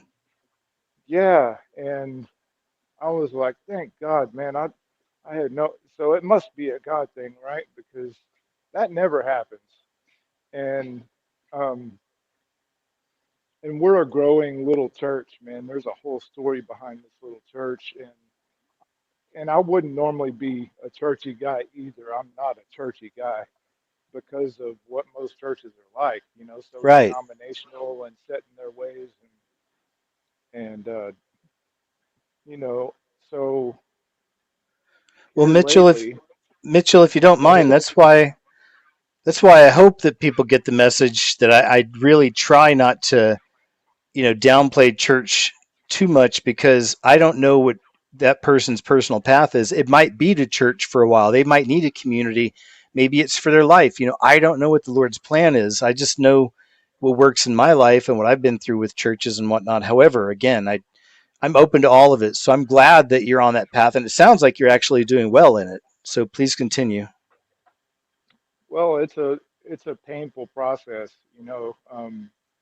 I left the church for over a year, but I still uh, watched every Sunday online and played my guitar along with the worship team, and I was there in spirit, so to speak, and I felt like I just didn't belong, or really most of it was that I was still battling my demons of alcoholism and you know Right. Didn't and feel worthy. yeah, yeah, I just felt like I was unrepentant, and uh, I felt like I was bringing all of my darkness, like I had this cloud on me, and I was bringing it to the church, and I just couldn't get over it. I mean, I was just under some heavy spiritual Sounds attack. like it. Did any of the brothers and sisters see that on you? Yes, and there was a couple of people that were, understanding and encouraging in that respect, but it was just more than I could take, man. And I didn't really have anybody that I could really talk to on a regular basis. I got kind of close to the pastor by, he had a little business, and I would go help him clean office buildings at night. And we got to, converse and talk and kind of share our stories and everything. So we've been through some stuff, but he comes from a real churchy background, like the holiness Pentecostal type. Holy rollers. Oh yeah. So Yeah. so so he's battling his own demons of religiosity. Yeah, man, that's a tough one. Man, I'll tell you, that's a tough one. No kidding, man. And so I guess our it's kind of like this. It feels like whatever it is that we're battling with personally and the people around us, it's like the demons are just conniving and strategizing, and we're gonna it looks like we're fighting with one another, but really it's our demons that are pushing us to. They're like, yeah, get you. You're not gonna let him talk to you like that, and who do they think they are, and just on and on. And it feels like I've become increasingly more sensitive in the spirit, and Yeah, he man, and softens your I'm just, heart. yeah, dude, I couldn't even cry up Man, right? until up Years ago. until I yeah, I had an encounter in that little red church, and it was a straight up Holy Ghost encounter, dude, because there's no other explanation for it. I was shaking and trembling and snot pouring, just like so many tears that it's like not even humanly possible to shed that many tears. Um, and I was, uh, feeling like a warm, tingly sensation, and I felt weight lifting off of my shoulders, and I felt the forgiveness flowing in. But I had a hard time afterwards, like really coming to terms with the reality of that, and I still struggle with it. I can understand that. Yeah, it's hard to really internalize the the love of God and to really fully appreciate the cross. You know what I mean? I, Like, well, yeah, I do. And then I've got that tender heart. I've got a really soft heart now. And that's another thing I mean, over the years, I've been doing this stuff so many years, but even in my own personal walk, it's really changed. I've evolved with him, and I feel like in my walk, and then I go through attacks and learn all this stuff, and it's just been a really wild trip. But I cry pretty much every day, man. It's something. It's always related to him, always. So, some other people out there like that. Maybe you're not quite like that, and I'm not no, saying dude, that's some kind of I'm a thing. Go ahead. no, I'm right with you. I mean, it's almost every day. Right? You'll just get that emotional, but you feel his presence, and it's just a little moment. Yes, absolutely. Thank you for saying that because it gives me reassurance that because I have a lot of there's a lot of times when I wonder, where I, whether or not I truly, am, and we've talked about that before. Yeah. No, just Yeah, trust it. Yeah, that's really from him, and it's always a great reassurance. You know what I mean? Like you're connected to your father. It's beautiful. So yeah, I always love it and appreciate it, and it's a good thing. You know, the more we talk yeah. about it, we start crying over here. But anyway, but go ahead. Anything else, Mitchell? Don't stop it. Let it go. No, Yeah, I mean, I, exactly. I mean, just a while ago, I got into an altercation with a guy that works at. He's been working on the same job as me. He's not always here. He's got other stuff going on. Yeah. But the man that I'm working for is my landlord, and without getting into a long story, that's his son-in-law, and Oh boy. so I don't have any any leverage or ground to stand on, and I've kind of got to watch my p's and q's. Just not only because I'm trying to follow Jesus, but because it's a threat to my security. And Yeah. and we haven't really jived from day one, but I've tried my best to get along with this dude, and he's a believer, and he's always playing worship music, and he's always happy most of the time. But then he'll just flip the script like he did earlier, and just Be start mean, taking off. Yeah, just start yelling and taking all of his personal man. stress out on me, and it's He's like, got one on him. yeah, Sounds like well, it. yeah, yeah, it seems He's like being fake.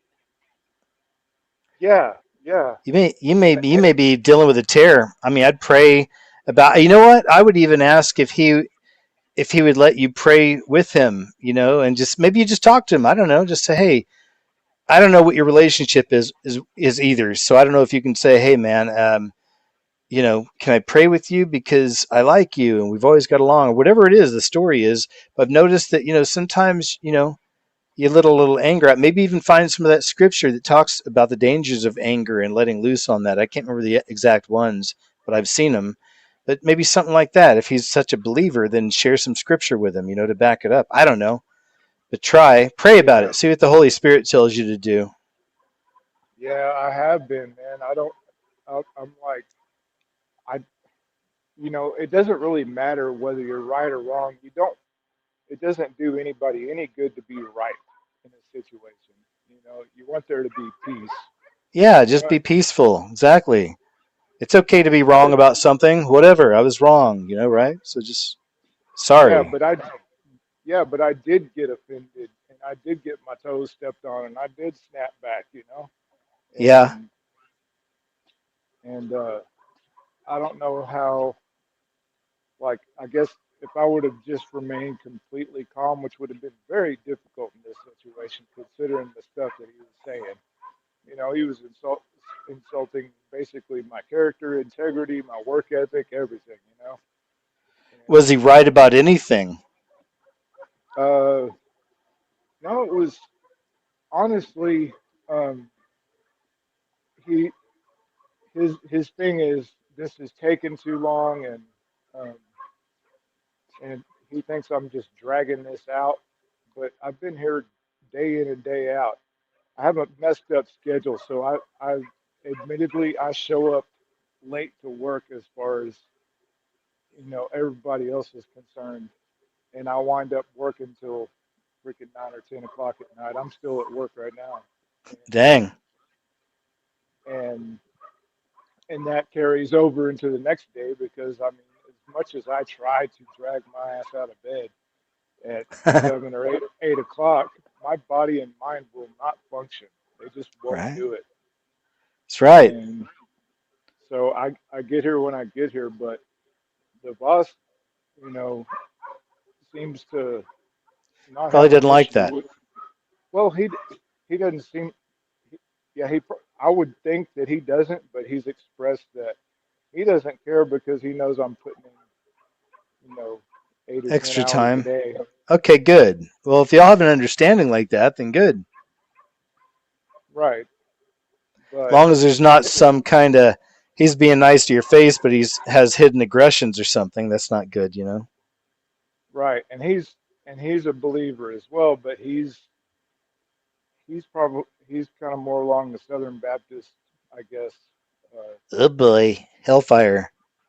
Yeah, so Yeah, his yeah, you you're can only dealing with some imagine. religious folks. Yeah, you can only imagine the demons are having a freaking heyday, man. I guess I'd try to see them as I don't know. I mean, you know better than I do if they're truly brothers in Christ. If they are, then as I mentioned earlier, it's okay to have differences of opinions and all this, but also not to be abusive to each other. We got to love each other, man. And even though we have differences, but then there's a difference. Then there's tons of wolves in sheep's clothing. There's so many people who are fakes. A lot of terrors are in religion. A lot of the fakes are in religion. So got to be real careful of that. You know what I mean? A lot of people put on a good face, but every now and then, and eventually it happens to them all, that mask will drop. There was a story that came out about 2 weeks ago. It's in New York City. A young doctor in New York City pushed I think, 78-year-old man in front of one of those trains as it came by. And I believe the guy survived, but with lots of injuries. But the point is, why did he do it? The news never said. I looked it up.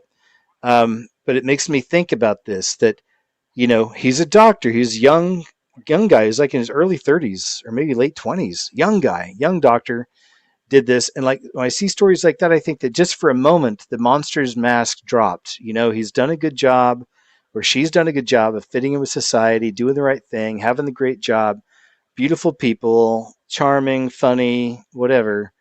But every now and then, the mask will drop for a moment, and the monster comes out. Anyway, but we Yeah. pray. We pray for discernment on this, and yeah, pray for discernment on it, and what you should do for these guys. If anything, what kind of prayers you should pray for them, and you'll be all right, man. You got this. Remember, the Lord's got you, man. Just stick with Jesus. He's got you covered. Holy Spirit's totally will guide you, so you'll be all right. Yes. Yes. Thank you. You're welcome. I would definitely appreciate prayers to all who's listening, and I'll be Absolutely. praying for you guys as well. We're in the days, man, in the end days. I mean, the final seconds feel like they're ticking down. Yeah, that's right. Hang on to Jesus. We're told to fear not, but man, if I'm going to be honest, I've got to fight that spirit of fear off of me all day. I'm sorry to hear that, man. Just keep fighting. Just trust in the Lord. Look at how many times we're told in the Word to not be afraid and trust in it. I know it's hard, but it's one of those things you have to just let go of and say, okay, all right, Jesus, I'm going to trust you. I'm just going to stop being scared of this. I know try it. I hope it helps, but try it, Mitchell. Yeah, I wish I could be more like you, KJ. You've got a pretty even kill about you. I Thanks. don't. Took years to get here, though.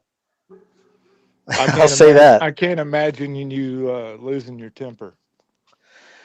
Man, not often. Every now and then, but very often. Not very. I say very often. Not very often. I mean, I have though. Certainly, yeah. I don't like it. I try not to, but yeah, very rarely for sure.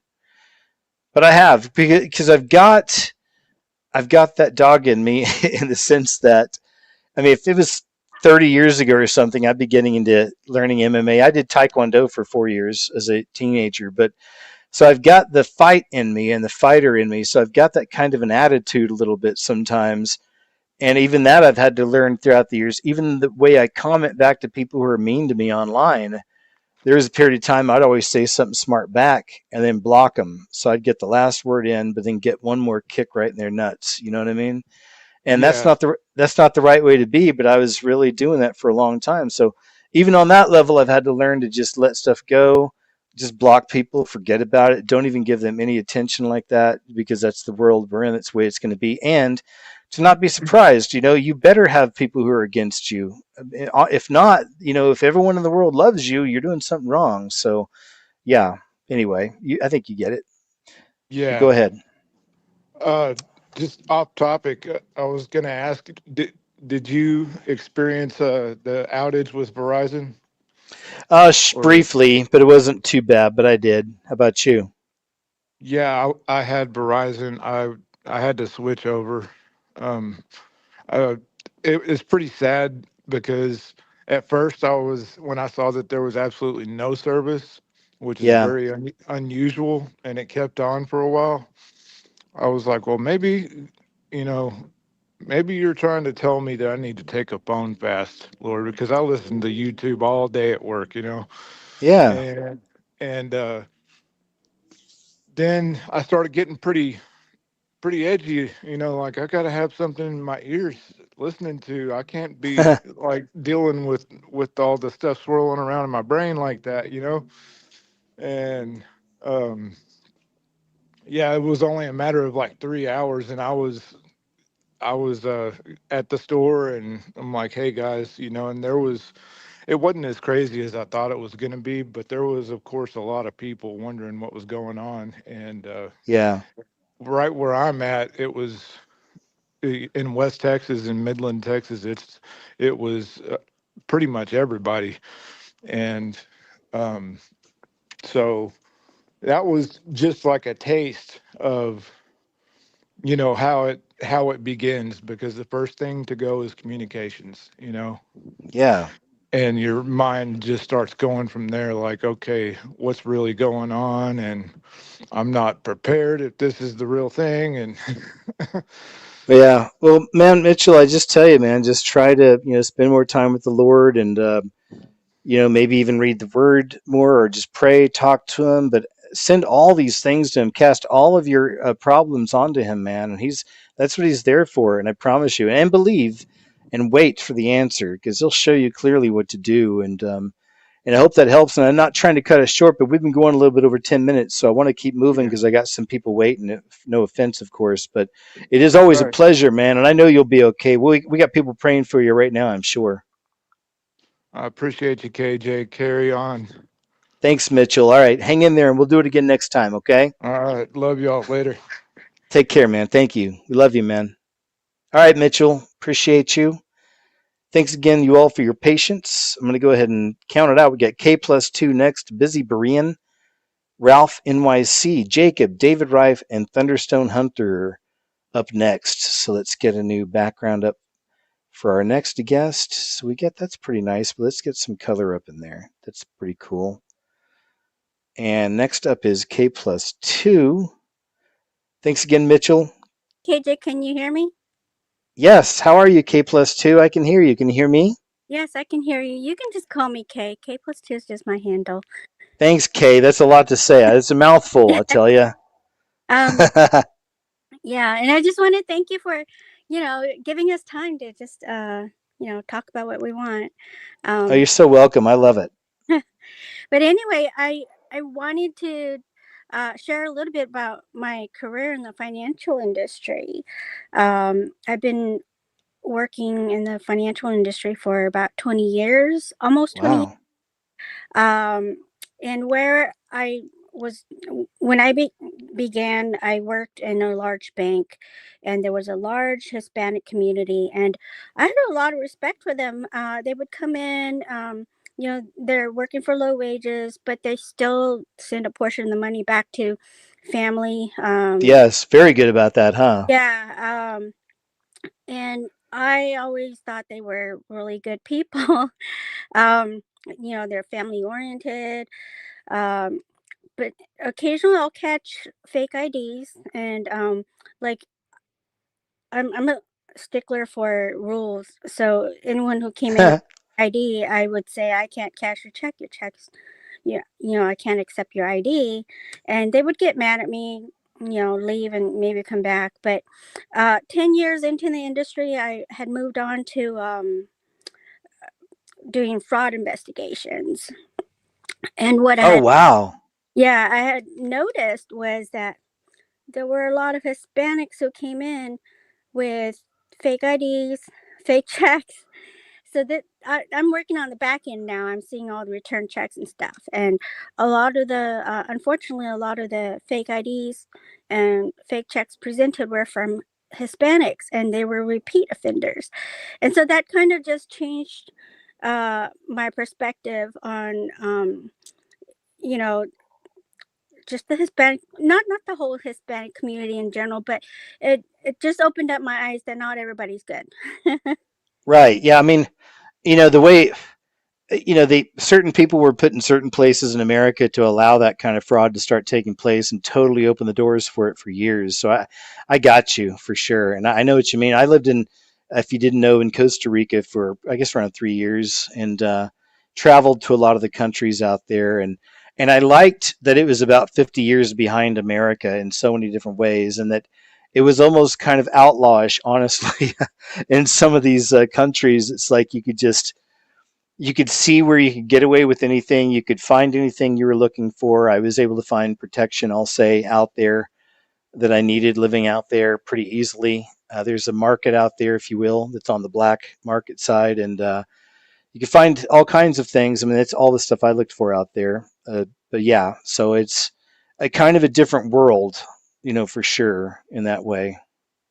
Yeah, I mean, I couldn't believe the amount of fraud I was seeing, and there were repeat offenders. I started recognizing faces. um, I started recognizing faces, and we were kind of like a central hub where check cashing companies and banks were sending in copies of their checks and the IDs of the people cashing, and so I got to see them all.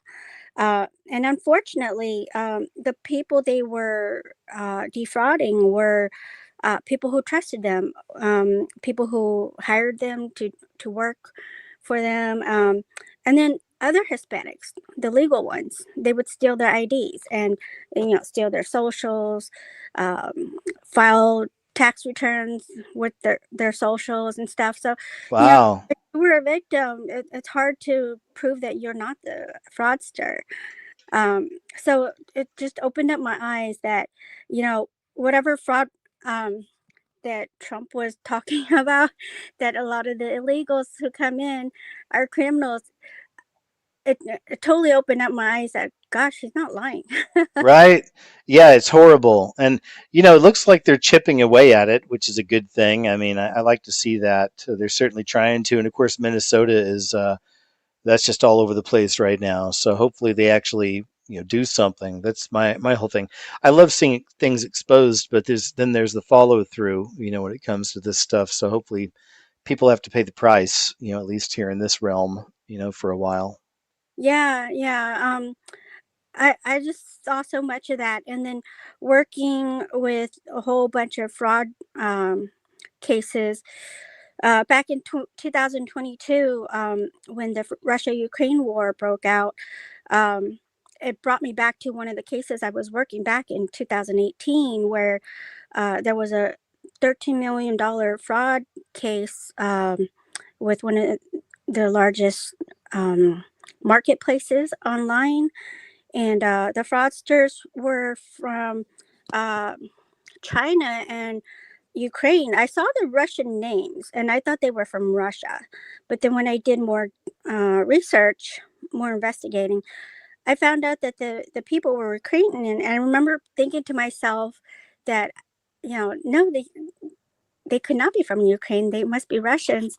And it wasn't until 2002, um, and I realized I was brainwashed into thinking that the enemy was always Russia. Yeah, the whole world was. Yeah, I mean, with all the nostalgic TV shows and stuff, they want you to remember that Russia's the enemy. Um, Even in 2022, I dabble with crafts on the side, and I was looking for the design colors of the year. It was blue and gold. They want you. They've been programming us from every angle. That's what I realized. Big time. Yeah. So all this nostalgic TV and stuff from the 80s, it's not just so that you watch more TV. It's to program you to remember that Russia's the enemy. All the time. Even the famous Rocky 3, where he fought against the Russian, and Yeah, yeah. yeah, Well, even Stranger Things. I think what the that's right. third season, was it the third or fourth season? I think fourth season, where Yeah. they took place in Russia.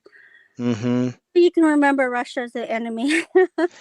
Yeah, yeah, you're right. It's really funny. It's yeah, that's a whole other. I mean, I need to maybe make a video on that sometime, but just the programming of that, because there's a lot of layers to it also, because there's also a lot of the Masonic stuff that's happening in Russia, as to be expected with all the leaders of all these countries, but that's a whole weird rabbit hole. But yeah, it's interesting. I mean, however, many people would be better off living there right now in this moment, which is pretty crazy. You know what I'm Yeah, saying? It's like yeah, if they have a really cool setup there. I've watched a lot of videos. Actually, I'm interested in that area. If I didn't have chubs laying around all the time, I might actually try to travel out there if there wasn't a war happening. But anyway, go ahead. yeah. Well, um, yeah. I had my eyes open, even though like in 2022, 2018, I was already listening to your show and others. Uh, my eyes were pretty open, but I didn't realize I was so prejudiced against Russia until like was working that case, and I really thought that the Russian named people were Russian. They were actually Ukrainians. Just opened up my eyes a lot. But there's an irony in my whole career with banking and fraud investigation. Was the last place I worked was at a small bank where we were transferring money for bigger companies. I would say the very last year I found out that from a coworker who came up to me and said, "Kay, you need to watch your back because our manager and the assistant manager are arguing that you were finding too much fraud. You were finding too much fraudulent IDs, and they needed to figure out a way to stop me from reporting those IDs." And I really didn't know what to do from then on. That's messed up.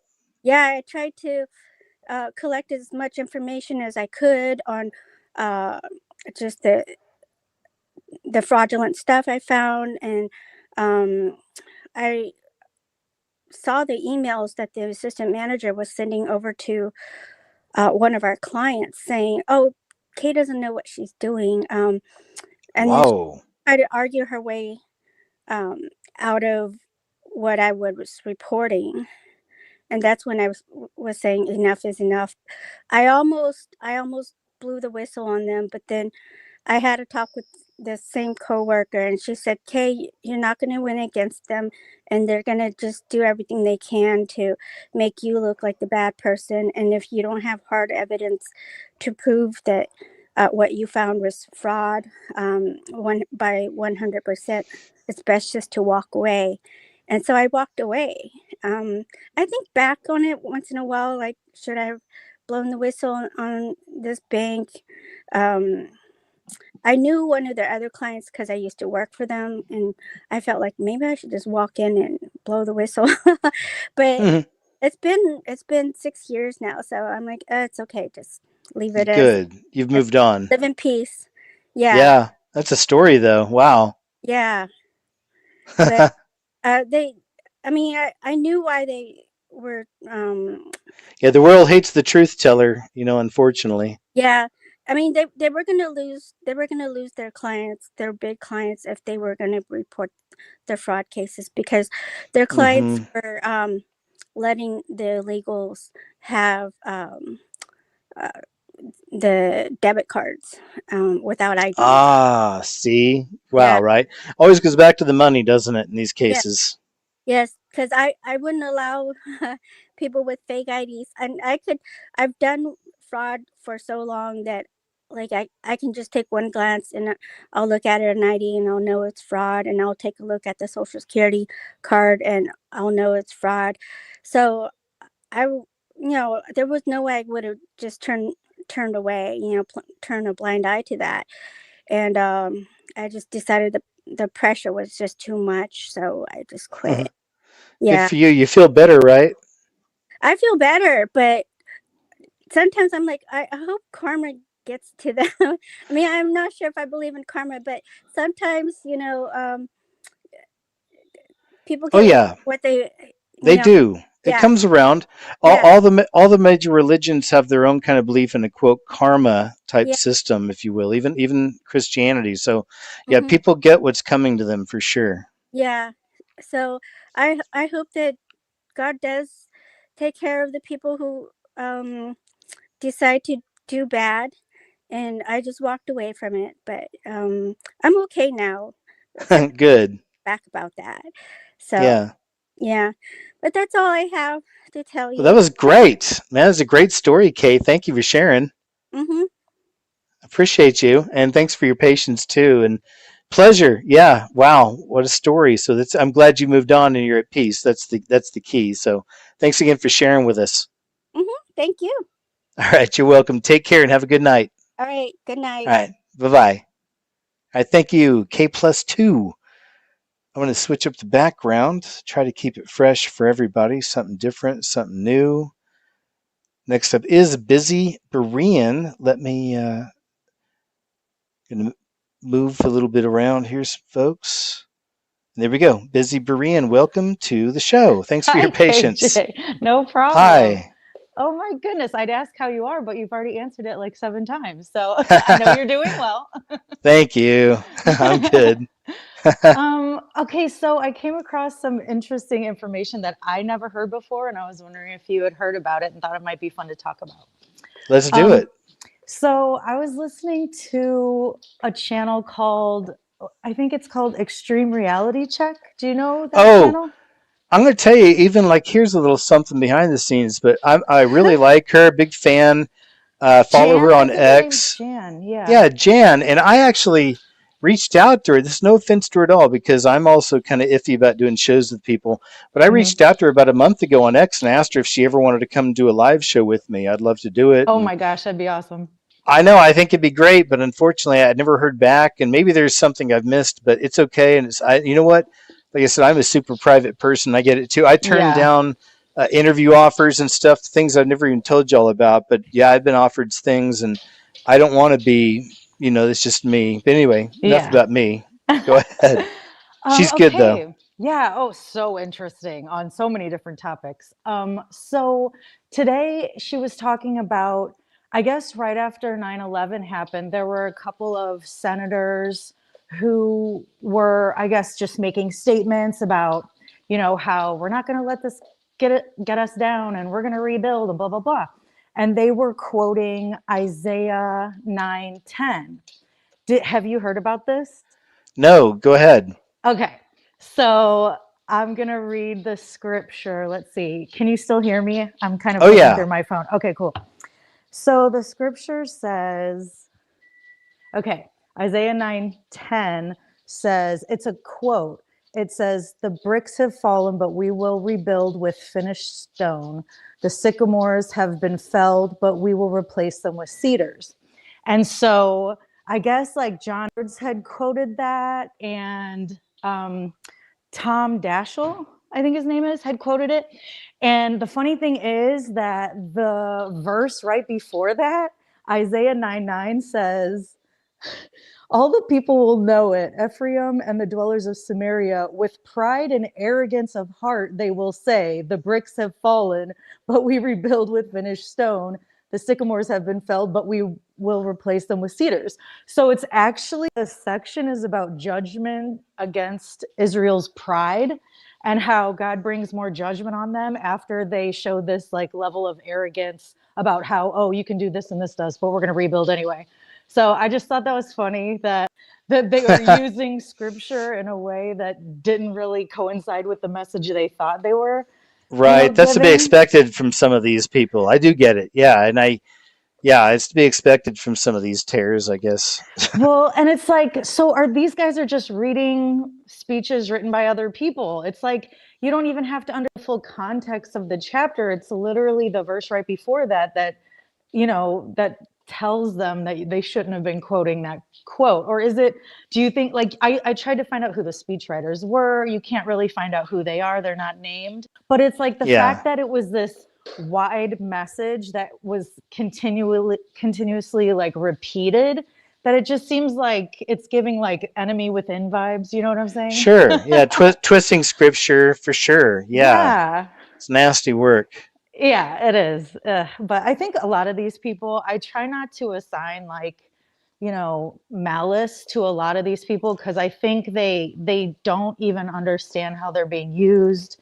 And, they probably go in with very good intentions. Yeah, I like that attitude. I was mentioning that earlier, but to make sure to pray for the people, and even the ones we expose, or like the triple Ps, and all this, like pray for the triple Ps, the perfectly programmed people, and to break that programming, to find Jesus. For all of them. Yeah. So I got that heart too, but at the same time, I've got a little bit of that snark and sarcasm towards some of this stuff. You know what I mean? I'm such a skeptic. Yes, it's hard.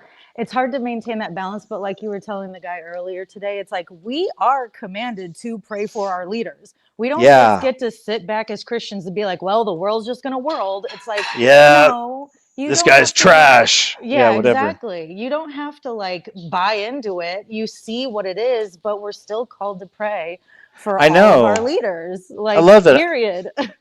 I wonder how many things didn't get passed under the so-called Biden administration because of people's prayers. You think like I that would hope because, so, yeah. right? Yeah, it really Yes. does have power for sure. Yeah. So, Yes. yeah, it's So, good.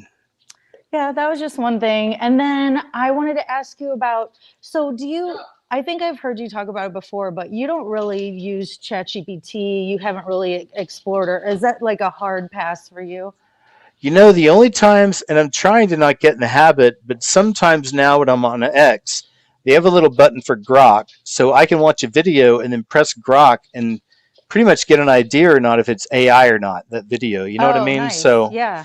yeah, and the thing is, it's so convenient and it's modern because that's where the world's heading. But Yep. I've even done it live on some of the live shows, and I'm trying to fight the urge for that. But other than that, I promise you, I don't remember a time. I think I may have gone to Chat GPT once and asked a dumb question or something, but honestly, other than that, no, man, I don't ever use any of that stuff, and I stay away from it personally. Yeah, But you know what? I don't know. I mean, everyone's circumstance is different. I don't know. for Maybe sure. the Lord's leading some of y'all to do it for whatever reason, then do it. That's why, I try to tell y'all what to do. I just know for me, as of now, I'm not using it, but I'm so tempted sometimes, even with like Sora 2, it's so Hmm. incredible what you can make. But then again, I don't want to be one of those dum dums that presses a couple buttons and makes a masterpiece. I want to make real stuff. I Anyway, go know it's ahead. such a hard line. Yeah, especially for artists. I know you're into movies, and I actually love to talk to it in a way where I've noticed that if you just ask straight out questions, it can be very condescending if you're not with the mainstream. Like if you talk to it about, the COVID-19 injection or whatever, it's very much like, I'm going to give you what the narrative is, the main narrative is. But if you talk to it in like, please write me a movie plot about a civilization that da da da da, you know what I'm saying? So like Yeah. if you frame it in the form of an artistic endeavor, it's actually really interesting. Like today I kind of did one where I was I was kind of asking it about a movie plot about like, what would it look like for a civilization who completely gives over their moral choices and their spiritual discernment to AI. And so it kind of built a movie plot around that. And I go, for a sequel, how about if in that same civilization, uh, you inserted humanoid, like synthetic humanoids. And then it kind of came up with like a sequel to that. And then I was like, okay, now for the third one, let's pretend the synthetic humanoids have come to power and have decided that they need to make humans transhuman, and that, to be more efficient and da da da. I go, but I don't really understand like what a motive might be. Why would AI want to have humans become transhuman? And it broke down this entire list of reasons. And I was like, oh my gosh, that makes sense. And basically it was Yeah. about how like AI would see like human frailty and sinful nature as like a terribly inefficient way for a new world system to, Yes. to progress. And so how basically humans would become like the mistake that needs to be erased. So it was very interesting. Well, that's the thing is, even though I don't personally use it, I share videos all the time of people who are using it. So I Yeah. see them asking these questions and some of the insane answers people get, and just Yeah. even on the like fallen angels side, there's some crazy Oh gosh. examples Yeah. out there, right? Yeah. But yeah, I know, man. There's some amazing clips out there of the kind of stuff that AI is putting out, and what it'll Yeah. talk about. It's It's scary. it's shocking, and you experienced it personally, so that was pretty Yeah. crazy. My dad's a computer programmer, so he, when this stuff first started coming out, we talked a lot about like what it actually is, what it isn't, and like what capabilities are, what the dangers are, and stuff like that. So I feel like I went into it with a pretty good understanding of what it is, but I mean, it's only going to get more intelligent, like exponentially. So it's kind I of know, what right? a time to be alive. What does your dad think about it? What was his conclusion? It's obviously like anything. It's a tool, you know, it's like a knife or a gun, you know what I'm saying? It's like, you know, it can be used for good, it can be used for evil. But the problem is that it mimics human intuition so well that I feel like a next generation of people may easily fall into assigning it powers it doesn't really have, or you know what I'm saying? Oh, it's already happening. Yeah, a Yeah. lot. There's whole clips out there, especially on TikTok, of teachers recording their students and busting them in college and in high school, Yeah. just using ChatGPT, the same scripts for whatever it is. You know what I Yeah. mean? So Yeah. yeah, the dumbing down is quickening. It's pretty Oh, crazy. very much so. Yep. But those are my two big things I wanted to talk about. And thank you so much for everything you do. It's so wonderful to hear somebody who actually believes in Jesus also talk about other things. And it's fun. I love your show. I've been listening for a long time. It's my first time calling in. So I I'm just want so to say glad you thank you. did. Yeah. You're so welcome. It's been a pleasure chatting with you, and no, it's been great, man. Yeah, fun topics, and yeah, I agree. Thanks. You know, I always just wanted to be first and foremost true to the Lord as best as I can, but then true to ourselves because we know he helps us become our best versions of ourselves. And I know, you know, I like that I'm different in whatever ways. I like that I'm quirky. I like Yes. all the strangeness and the weirdness and the Mm-hmm. things I'm interested in. So I'm glad y'all appreciate it. Yeah, same thing. I don't want to be some stodgy. And you know what? I listen to a lot of people who just read scripture. I listen to some preachers on YouTube and stuff myself. So Mm-hmm. there's value in that. I just can't be it, you know. So I'm glad Yeah. you like my weirdness. I appreciate it. Thanks. Definitely. But been nice chatting with you. Anything else you wanted to share before we go? Nope, that's it. Thanks, KJ. All right, excellent. Thanks. Have a good night and take You care. too. All right. All right, see you Bye-bye. later. Bye bye. All right, Busy Barine, thank you so much. Excellent chat. Let me jump around and find us a new background, something a little different. That's pretty cool. Oh, wait, you know what? Here's probably one of my favorites I've got. I'm a big fan of these GIFs. It's very epic, I feel. It's very epic. All right, next up, Ralph, Crypto, NYC, a friend I've had online here for a long time, and a pleasure to Hello. see you here. Hey, man, what's up, Ralph? Hey, what's Crypto? up, man? Yeah, it's great. It's like a dream come true to be here. I've been following you for a long time. I know I always Um, see you in chat, so I appreciate it, man. Great to have you. yeah, Great to chat with you finally. yeah. So I always try and share your stuff whenever I see it. But yeah, there's just a couple of things I wanted to talk about. I had a lot of crazy experiences in my life. Even one of my earliest memories is, and my mom still remembers this till today. I was on my bed as a little kid. My whole bed was shaking and I was trying to get off. It was like flopping around like a mechanical bull or something like that. And I ran into my mom's room screaming, and she was all freaked out. And I must have been, it was before I even started school. I must have been like 3 or 4 years old. So I always had like these weird things happening throughout the years. So, um, and one really crazy one happened recently. I'll get to that. But so, Like uh, spiritual type attacks? yeah, just like yeah. I went through like I had a chronic sleep paralysis for years, and today I look back at it as a blessing or a grace from God, because it was when I wasn't living my life the way I should have been living. But it was like, I would fall asleep in the work van while someone was driving just for a few minutes, and I would get attacked, and it would feel like I could hear what was going on around me, but it would feel like a pressure holding me down, and I'd have to fight my way out of it. And I woke up, I used to wake up praying all the time. Dang. Yeah, so it was like it was pretty crazy, and I was like, I had a lot of low points in my life. I was homeless. I was addicted to drugs for a long time. I was a heroin addict. Even with my father, we did heroin together, working. Delivering Oh wow. appliances. Yeah, we Is always. he the one that turned you on to it, I guess?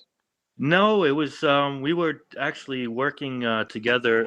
We were delivering and installing appliances, and it's a rough job. So first we went into a guy's house, and he a pill dealer, but he was one of the customers, so he gave us a couple, and we're like, oh, yeah, feels good, could get your work done. So we got addicted to those pills, those OxyContin pills, like right at the beginning. Yeah, you got into that. Man, a lot of people did that. That's where those pain clinics started popping up all over the place. Yeah, so that happened, and after a while, the price on the street went crazy, and I always worked throughout these all these years. I was just a working, functioning addict, and so then we eventually got onto heroin. Other guys in the company that were driving and stuff were using it. But thank God, it's a funny story that happened. Me and my father, we went into a basement to install a washing machine or something, and all the lights were off, and there was a young couple there, and we turn on the lights, and bam, there's a old painting of Jesus down there, like a really old one. And I said, "Oh, Jesus is down here all in the dark, all by himself." And the people were like, "Hey, would you take this? Because we we're not really religious or whatever, but we couldn't throw it out. So would you take it?"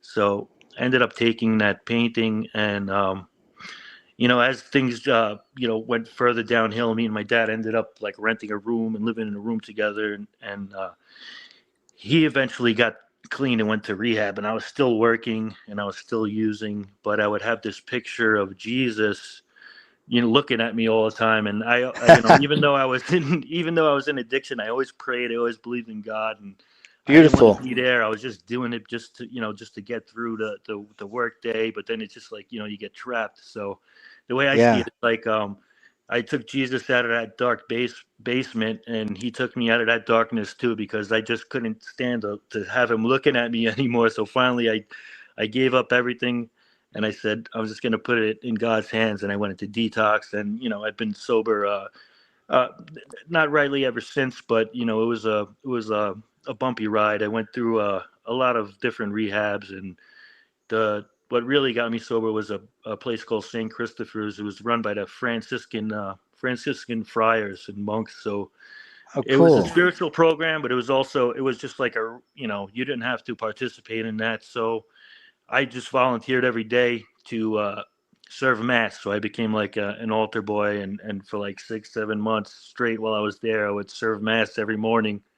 And it was like it was a really good experience. It got me close to God, and I felt blasted by the Holy Spirit. I was in the active addiction. I was playing in bands, doing all kinds of stuff for 20 years, and when I first got into that program, I was walking. It's like a big facility of 180 guys. So some people think it's kind of like it reminds them of jail. Luckily, God's been with me. I have no criminal record of all the things I've done, over the years, buying and drugs and doing all that. So I heard the guy come over the loudspeaker, and he said, confessions are being heard in the chapel.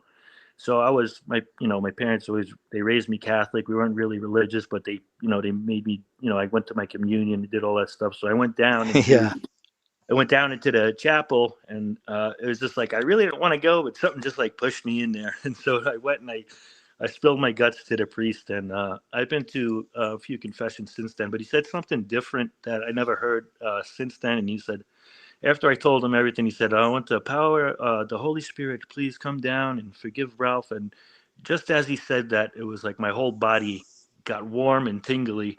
And I was just popped up. I was like, "Oh, thank you, Father. Thank you, Father." And and I walked out. I walked out the door. So ever since then, I've been on the right path. So I'm grateful for God and Jesus. And but I always, over the years, I always have these vivid dreams. And I know sometimes if I stray off the path, and it doesn't happen very often. It hasn't happened in years, but then that's why if I get the sleep paralysis, I think it's like a grace from God. It's like a warning, but man, that's interesting. I think that's really cool, because I get that when you say, when I stray off the path, sometimes these things will happen, because not to get all too deep into it, but same thing, there's things I conquered through Jesus through the years, but then, and it's been a long time for some, but then some of them I would start falling back in a little bit, and then all of a sudden some manifestations in my life would happen, which I could tell weren't good. And I just get the feeling it's like, okay, if you're going to start falling back into this, then these things are going to get closer reach to you or something, was the feeling I got. But go ahead. Yeah. Yeah, so yeah, exactly. I mean, I've even had prayers to God, and I'm like, I'm thick-headed. I'm like, just give me a smack upside the head if if I'm going in the wrong direction, Yeah. because I just don't want to do that. But yeah, so throughout all the years, I always listened to your channel, and it's been really inspiring, and it's also Thanks. given me a lot of hope, and so yeah, it's been really great. But the reason that what I wanted to call in today was because my grandparents just bought this house, and I just moved in there. They didn't move in yet, and it's just me and my mom here. And one of the craziest, weirdest things that ever happened to me was like about a week ago. I came home from work. I worked all day. It was like 8, 9 o'clock. I played video games for a few minutes, and then I fell asleep. And I woke up, to use the bathroom around like 12:30. So I went to the bathroom. Before I went back to sleep, I was just looking at my phone, scrolling, and then I saw a funny thing I wanted to save on Instagram. I saved it, and I look at my pictures, and there's 4 pictures of me sleeping, taken with my Whoa. phone. Whoa. And I'm all, and you could, and there's like I saw, I try to rationalize. Well, maybe I did it by accident, but my arms all spread out. You could see like gravity is like taking my face is all like smushed, because it was like I was And your definitely phone wasn't facing you, right? Like your phone, no, because it'll take pictures.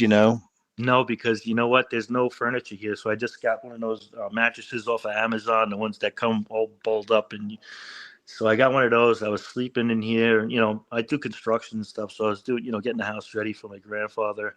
There's nobody else here, so I tried looking at the phone, it's taken from, it's taken like above me, like off to the side, and you could see that my right arm stretched out, and it's on like my right side, and it was taken from as if somebody picked up the phone and took the picture, not like a selfie mode where the screen is facing you. So I'm still baffled. My mom was here, so I said, "Mom, did joking around, did you take a picture?" She was sleeping in bed. She once I told her, she got all freaked out. So I searched the whole house. There's nobody here. There's no way anybody could have got in. And so, I think it's something spiritual. So I had to work the next day. I prayed.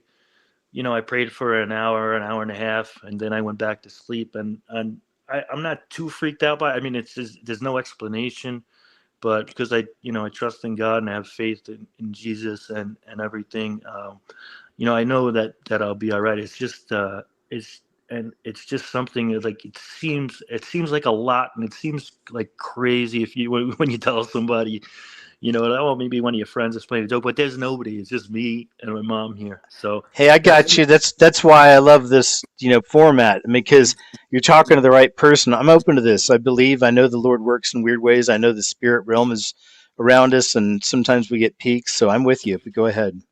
yeah, so I mean that's the reason why I really wanted to call in. I just wanted to share that. But yeah, so I mean, Great one. I just thank you for all the years of content and everything, and I'll always be listening. And Tamara, she's really great. I always go over in the Discord and everything, and all the community, all the people in the chat. So I pray for you guys. And the other thing I wanted to say is what I do a lot now is I pray. I see a lot of people in my life that they don't have a connection with God anymore. But it seems like I've noticed, because it's happened to me too. Like the devil drives wedges in between people and God, and then like it could be over something that happens, like an event or this, and it makes them have resentments against God that they kind of do believe, but they don't want to.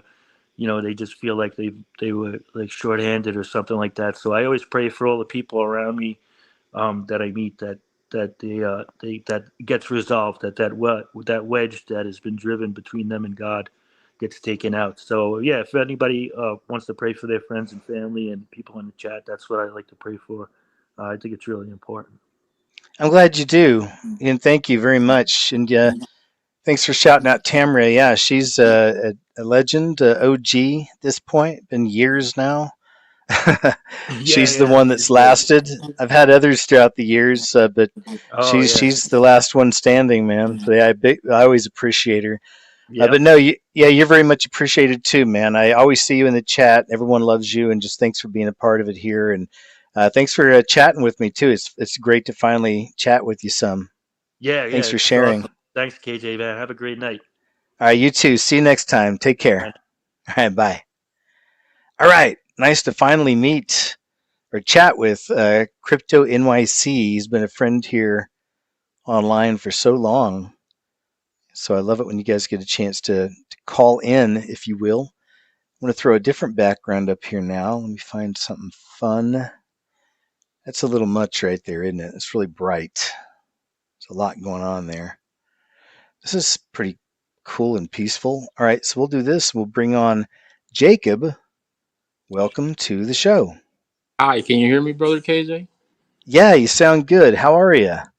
I'm pretty nervous, so just so you know, Don't just so you be. know, okay. Well, I'm gonna be just so you know in the audience, I have no social media whatsoever at all. So Good. Good for you.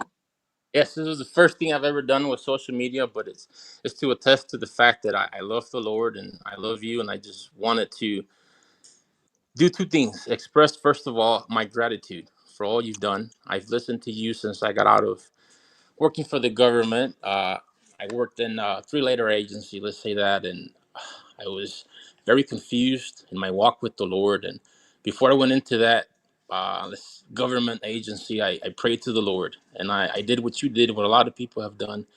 I said, Lord, show me the truth. I was in a Pentecostal church, and after a couple of years, I said, Lord, there's more to you than what I've been told, what I've been I taught. So, love Lord, it. He saw your heart, man. exactly, which is how it resonates with me, how you are, and how a lot of the viewers are. This community is amazing, and what God has done through you, what you have allowed God to do through you is amazing. And I need it. I've been, it's been years. I wanted to write to you. I wanted to do this before, but I didn't. And today, Abraham is my dog, and I watched your video in the beginning. Sort of looked at me, and I said, okay, it's time. I'll do it.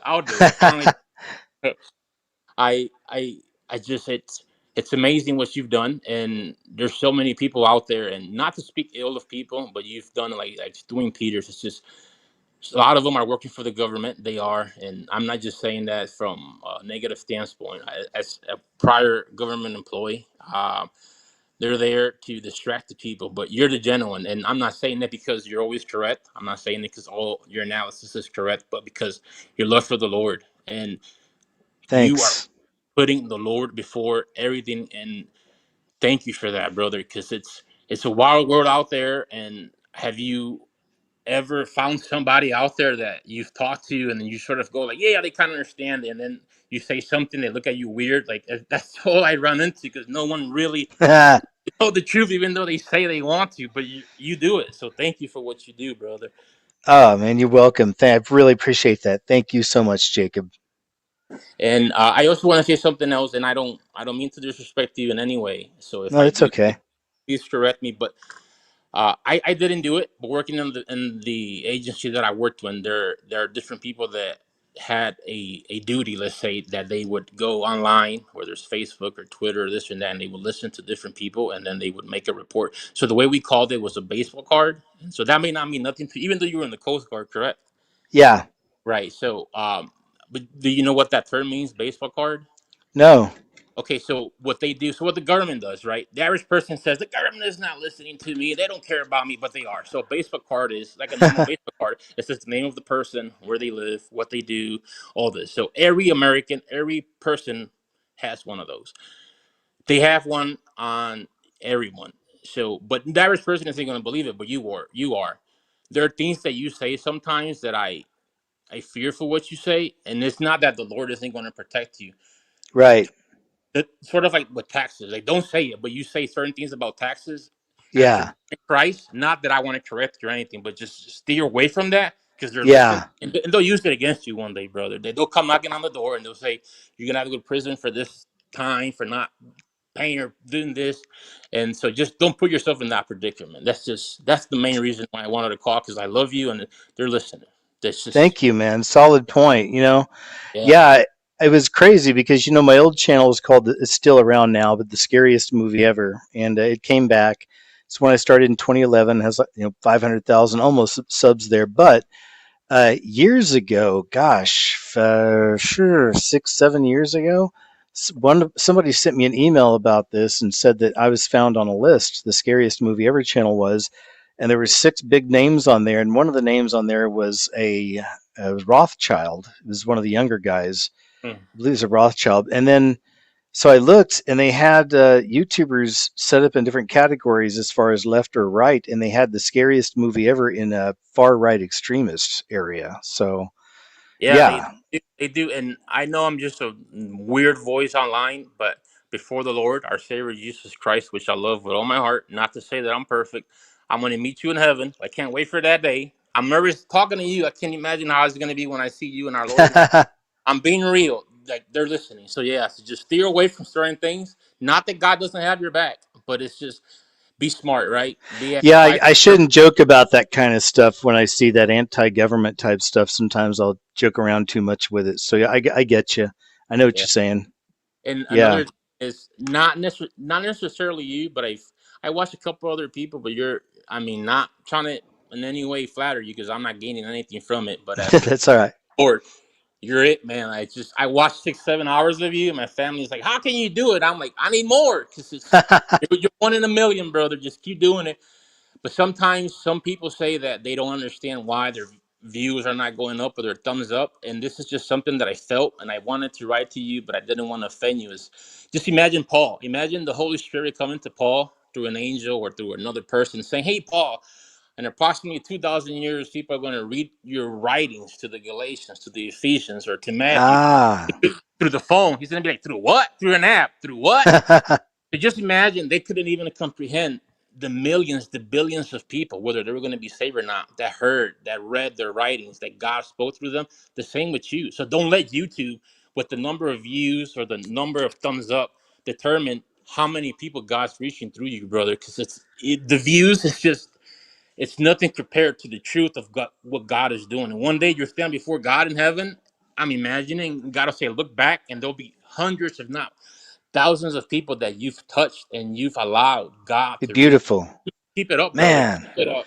Jacob, man, yeah, thank you so much. I really appreciate that message. That's beautiful, and yeah, that's definitely my hope. You know what I'm saying? Is that that's what it's going to end up being, and um, yeah, just thank you. I Yeah. appreciate it.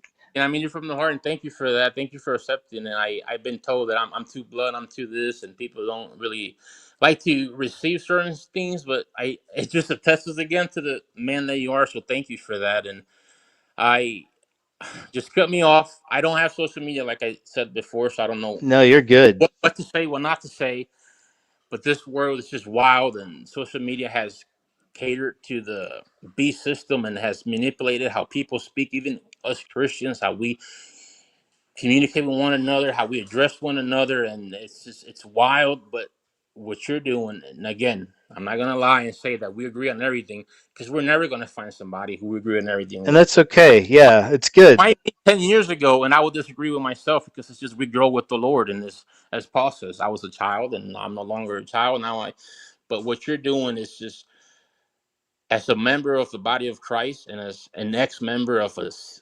I almost said as a three-letter agency, you are the only one that I listen to, the only one that I know that's real, because it comes through your voice. You truly love the Lord, and that's the most important thing. Because we're not gonna get it all right, but as long as we put the fear of the Lord and the love of the Lord before everything else, is everything else the Lord has it, and you definitely do that, brother. So thank you so much. Man, Jacob, that is beautiful. Go ahead. Sorry. No, I apologize. I go ahead, brother. No, you're good. That was just the ultimate compliment, man. I mean, thank you a million times, man, for that. Thank you so very much. Uh, I appreciate hearing that, because I don't know if you saw my live video. I did a video on camera a little while back. I talked about some of my supernatural experiences, but yeah, I've had like real supernatural, and I didn't even share everything, but I've had smaller things. But I mean, I know it's coming from the enemy and it comes into my real life, manifests and stuff. And I'm just easygoing about it. I know that what we have in Jesus and all this, but it's really good to hear kind of that in a weird way that, I know at least it's being effective. And, I have all trust and faith in the Lord. He guides me, he keeps me smart. I appreciate your advice also. But yeah, just incredible. So thank you very much for sharing all that and for even jumping on here and doing this. I appreciate it. It's a real pleasure, man. And I hope you're doing well in your life and everything's good now where you're at. It's just to say it's bumpy, but I did watch that video, and you might be upset. So there's certain things that we watch, and I'm sure you watch other people's YouTube videos. You're like, I don't know about that. So you always spoke about orbs, and there's the guy that you always watch his videos at the end. What is it, Blue Jay or something like that? About Mavi my, UFO alarm.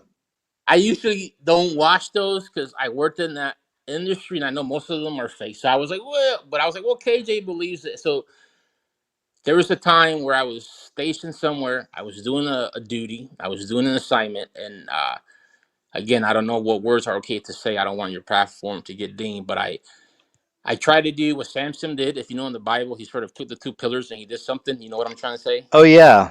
Okay, so I attempted to do what Samson did, but it wasn't my time. I woke up about a day later, and in front of me was an orb, and it was extremely demonic. I don't want to get into details because I don't want it. It's different time. But after that, I was like, KG was right. They're real. I mean, these spirits turn into orbs. So yeah, Wow. I mean, yeah, it's. I wish I could say more. I'm just not comfortable. It's the first time ever doing anything like this. But yeah, they're real and they're here and they're demonic. And I wish more people would wake up. But what you're doing is amazing. With the people, if anyone listening, I heard some of the people before, just it's not about how much Bible you read. It's the devil knows the Bible better than all of us. It's not about how much church you go to. The devil goes to every church. He's assigned a demon in every church. It's not about how much you prophesy. The only thing that saves a person is truly understanding that Christ was God in the flesh, died and rose again, and having that relationship with God. And you always, always, always do that. You and Pastor JD, which if people know him, pray for him. His He's wife great. died. Yeah, he's amazing. And you're right there with him. So you guys are always pointing to Jesus because it's Jesus. It's not a religion. It's not works. It's Jesus. He did it all. It's Jesus. Yeah. So thank you for that. And Yep. You're as a welcome. person who's been through, I'm in my late 30s now. I've been, not to say that my life is more difficult than anyone else, not to say that my journey has been darker than anyone else. I've been through so much. Right now, it's just me and my dog. My family doesn't speak to me. They think I'm strange. They think I'm crazy. But what you're doing, the community you're building, the work of God that He's doing through you, brother, whatever you're going through with your family, if with your friends, your loneliness, this and that, what you're doing, the ministry that God is performing through you, brother, I can't even describe. I have no words to describe how amazing God has been through you for me and for so many others. So thank you. Find encouragement in Huh. that. Now, I'm not saying it to toot your horn. I'm saying it I as God, know. Thanks. brother KJ. Man, Jacob, thank you, man. I know you're not, and that's why it's just really a beautiful thing. So thank you so very much, and I appreciate you. And was there anything else that you wanted to share before we go? No, that's my real name, and I might write to you in the future. But I just I love you. Please I love do. everyone else. I gotta convince myself to do it. I'm not a hermit, but I don't want to offend anybody. But you No, receive like you. in a positive way, so that might encourage me to do it. Oh yeah. Hey, look, I think you might even be an INFP or an INFJ personality, but trust me, I'm very much like that too. You know what I mean? So I get you. Like just being, and also the Lord has got a lot of His sons and daughters, even families, people who are together, but pulling away more and more. And kind of isolating. So I understand that. But yeah, let's do it again. Please try to write. You got my PO box there, so please do. And just thank you so much, man. You've been so incredibly kind and generous, and I really appreciate all the wonderful comments, man. Thank you, and You're thank you. I just have one more thing to say, and I believe the Lord is pressing me to do it. If you would allow Okay. me to, is it okay? Yeah. So again, nobody knows me. I'm just a random voice on the phone or on the TV. So I'm not doing it to glorify myself. I'm doing it to glorify my Father. I've talked to many people about Jesus. I randomly do. Um, and I talked to this person about Jesus who was who not was is a doctor. I went to the VA and I spoke to him, and he said he had a cross and a picture of Jesus, and I started to talk to him about Jesus, and he shut me down pretty quick. Didn't want nothing to do with it. He says he doesn't speak about religion. There's nothing to do with Jesus. And I said, well, you have a cross. He said, no, I just have that there for decorative reasons. So I left it at that. And then a couple of days later, I ran into a Muslim, and I was provoked by the Spirit of God to speak to him about Jesus, and but I didn't want to. I was like, Good for you. That takes courage, man. it does, Oof. especially to a Muslim. And but by the end of the conversation, he asked me for a Bible in Arabic, and he said he's been a servant of Allah for about 40 years, but he's been having doubt lately. And Beautiful.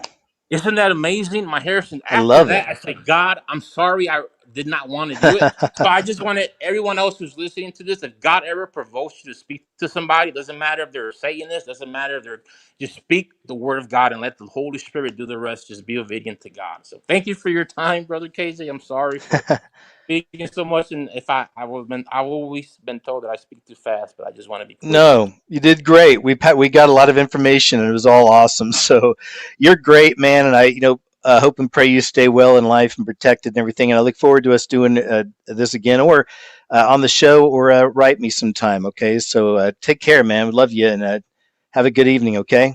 You too, sir. And I just want to say, if you can, I know it's kind of weird, but just do another Chills video, because I love animals. I have a dog, but I used to have a cat, so it's amazing. I never met him, but I kind of feel like he's part of the family too. So thank you for doing this, brother. You're welcome, man. All right. Thanks, Jacob. Have a good night. You too, brother KJ. All Bye right. bye. Bye bye. All right. Awesome callers, you all. Thank you so very much. I appreciate it. Everyone's been great tonight. Let's mix it up, throw a little color up in here. Bring in Mr. David Reif to the show. David. Hello. Hey, KJ. How you doing, brother?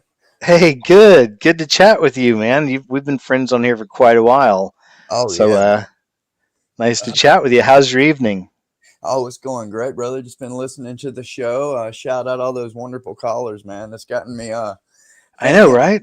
It really got me like, oh man, I want to talk about that. And then Yeah. I get to the next caller, I done forgot what I was wanting to talk about. So I had to. That's all right. Make sure I got my main things down. But yeah, shout out Tamara and all the people in the chat. You guys are great. And yeah, I think I've been following you since 2018. Yeah, bro. So yeah, I wanted to bring up a few things tonight about well, the Lord put it on my heart, I forget who the caller was, but he was talking about his experience with church. He was kind of like lower, like the caller was. You couldn't hardly hear him. You know? Oh yeah, yeah. He's a musician. Yeah, exactly. Well, I was already thinking this, and it kind of cemented in my mind. See, I think what happens with a lot of people, right, is the part of the Bible that says, God says, "You shall have no idols before me," right?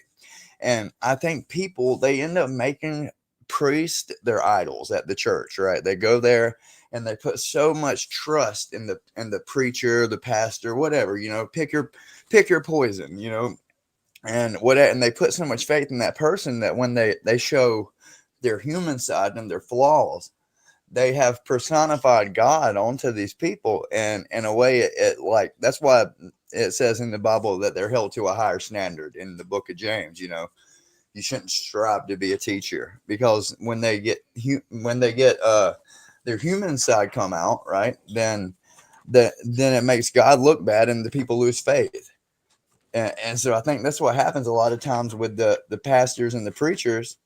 And then that comes back around to the doctors, right? Like the caller was just talking about, and the one before that, how the doctors, they have this God complex, Yeah. They all do, because they think I'm the one who saves lives, and I'm the one who gives life and takes it, and it's not really their fault. I mean, we're all held accountable to our sins, but society gaslights them. Yeah, but then 2020 really put all that on steroids, if you will, and it really showed a lot of these people are monsters. Some of the things they did for money, and still got away with it, and all good, but yeah, I It's a think whole that other 8 thing. years of getting the doctorate, it kind of breeds a psychopath. I mean, because you're exposed to blood. I mean, especially a surgeon and stuff, you're exposed to cutting people open in blood, and it's normalized to you, right? Even if it's Yeah, in a good fashion, it gets normalized to you. And so, like, it breeds psychopathy, I believe. Like, for instance, my sister and I, it brought me back, all this together ties in. I wanted you guys and to anybody in chat and UKJ, if you could pray for my sister. Her name's Dana. for um sure. and What she what's happening? she's suffering from, you know, the deal with schizophrenia as well as I do, right? Like, is it I had a demonic? All cousin, yeah, very close to me. Yeah, and so yeah, it runs in our family, and she's experiencing methamphetamine induced psychosis. Like, she's on meth, but it's sticking around even when she's sober. So I think it's triggered a latent gene that she's already had. She's always been bipolar and, like, been sort of crazy her whole lives, right? But it's gotten so bad now that she's, like, sleeping outside, hearing things that aren't there, and she's convinced that she's got brain worms and heart worms, and that dang. they're terminal. Yeah, it's really bad, man. And her husband and I did the research and sent it to her husband, because this is all happening in South Carolina, and I live in Minnesota now, but I'm Oh originally, wow, yeah, I live in Minnesota, and she's still in South Carolina, so I can't even help her really. So her that make a note right there. I'll come back. I can't really help her, but, like, her husband, I sent him all the proper stuff to get somebody committed in South Carolina, because she won't take care of herself. She's terrified of the doctors. She's convinced that it's terminal and they can't help her, but she's also convinced that they will keep her on a psych eval if she speaks the truth. And so we had her oh committed. boy, Yeah, that we had her committed by a judge, sign an order. And dude, that's why I wanted to talk about how the doctors failed. Within 12 hours, she had called me and told me what was going on, and was the most normal I've ever heard her. It was like Dr. Jekyll, Mr. Hyde. Then last time before I talked to her, she had called and was screaming, "I have brain worms. F you. I'm not going to the doctor. You can't make me. I will do that thing to my. I'll you know cut off my oxygen supply if you try to make me." And so, yeah, and then she was calm as can be. It felt demonic, man, eerie. And she was like, "Could you please tell the doctor that I don't have brain worms?" I don't know how that even came about or how anybody would say that. And was complete. It was so eerie. I'm like, "So you don't think that?" "No, I don't know why you would," and was lying. She was just lying. Everything she said was wow. a lie. And by that morning, she had convinced two doctors to let her out. And so she was out, and she has refused to speak to me since I didn't back her up in lying to the doctors. And so that's been over a week ago. It's And rough. yeah, man. So keep her in your prayers. I think I thought it was like really schizophrenic, but it feels demonic now. Do you think Like, she needs a deliverance? I really do. I really do. So if Maybe you could, maybe pray about it. See if maybe you're the one. oh yeah, yeah, definitely. I pray every day for her, and I'm putting heart in. So yeah, I really, if you guys would say it, send up a prayer for her, and definitely I appreciate the. Maybe I do need to be like Daniel and go on a 2 week fast or something. Hey, maybe. But That's a long time, but okay. yeah, Nah. oh, dude, my friend Ben, he just went on a 90-day juice only fast. 90 Wow, days. that's awesome. Yeah, That's I don't know. respectable. Yeah, I don't know how he did it. um, I wanted to ask you, dude, did you ever watch the old America's Most Wanted TV show Oh yeah, definitely. with John Walsh? Yeah, I thought you might, since you said you were a bounty hunter and stuff. Like, did I ever tell you of how America's Most Wanted is the reason I'm alive and how I'm here? No way. Tell me the story. Yeah, dude. Like, John Walsh is responsible for my life. So the first season of America's Most Wanted. So I was born in 1989, September of '89.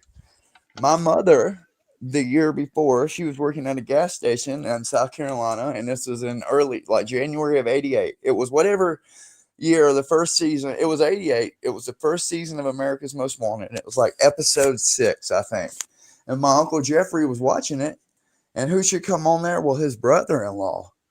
At least he thinks it is. So my mom was married to a man named John De Lorenzo. And what does she think when her brother calls her? It's like she's working at the Little Cricket gas station, and he calls her 8 o'clock at night. He's like, Beverly, I think John's on the TV. And she's like, oh, what do you mean? She's like, America's Most Wanted. She's like, no way, get out of here. And she cuts it on, and sure as crap, it's him, man. Wow. She's like, no way. She calls the number. She calls the FBI and stuff on there, and they send a cop by the house. And this is where it gets trippy. That'd be cool if they sent John Walsh. But anyway, go ahead. Yeah, that would. But dude, it gets crazy, man. So they go by. He sees them and runs. So he's a fugitive from justice from Massachusetts. He had tried to kill a lady and her boyfriend because he was in love with her, and she kept turning him down. And he shot both of them like 5 times, but they lived. And he fled. Wow. And so what he had done, and he met up with another girl in Texas. This happened in Massachusetts. He went to Texas, did the same thing. The girl tried to spurn him, and he ended up stabbing her like over and over, but she lived. And he did this again in another state, but he ended up choking her, but she lived, right? Wow. So this guy's a real piece of work. Oh, yeah. And so then he comes, and he's still on the run. And what he did is he married my mother under his. So he had a twin brother when he was born who died in infancy when they were like 6 months old. He died of something like, I don't know. I never looked up what caused his death, but from whatever it was, he died in infancy. And so he had stolen his dead brother's identity. And that's how he had married my mom. So she was technically married to like a dead person, right? And so after he fled, the FBI sent a tail on my mother. And they tailed my mother for around a year. And during that year, at one point he came to, he wrote John Walsh a letter, and they actually read it off on America's Most Wanted, him taunting the FBI, the guy who was married to my mom, while they were following my mother. All this in 89 before I was born, right? And so she ends up getting kidnapped by him. He ends up waiting outside after the FBI. They went on break or something. That's what they told her. And he comes into Little Cricket and is waving a gun around and was going to kidnap her. But then the FBI pulled up back outside, and he went out the back, and they were chasing him right on his. And he gets away again. He's slippery, dude. And he got away again, and then. He fast forward, they quit following my mom after about 90 days. They haven't seen him, and they've gotten like other orders so that you know how cheap the government is. And so they pulled back and said, okay, he's probably in the wind, that's what his pattern is. Well, as soon as they left, it was like 3 days later, he kidnapped my mom. He was waiting for her to go to work. He jumped her and kidnapped her, and like he commenced to torture her, and he threw her in the back of a car and drove 2 states away to Alabama and tied her to her husband's grave. So she said it was the trippiest thing she ever experienced was when she got out, she thought she was going to die. And he was waving the gun around. It was crazy. And she saw her husband's grave, but it was his dead brother, right? And she said that was so surreal, like being tied to her dead brother's grave. And he was out there, and she said he ranted and pistol whipped her and had her tied to the tombstone, and he ended up leaving and left her there, and instead of killing her, and she kept waiting on him to come back. But a gardener found her, and she ended up calling all the troops in and stuff, and then my grandmother came and picked her up. And well, during this time, dude, like they picked her up. So obviously, they started following her for a little bit, and he did the same pattern. They followed her for 90 days, and then they gave up and split. And well, during this time, she had met my father, who was how shall we say, a hemp salesman. Yeah, and my mother was a connoisseur. So she met my father, right? And they were out back in my grandmother's house sampling the wares, right? And that he had. And so she was at this point 6 months pregnant.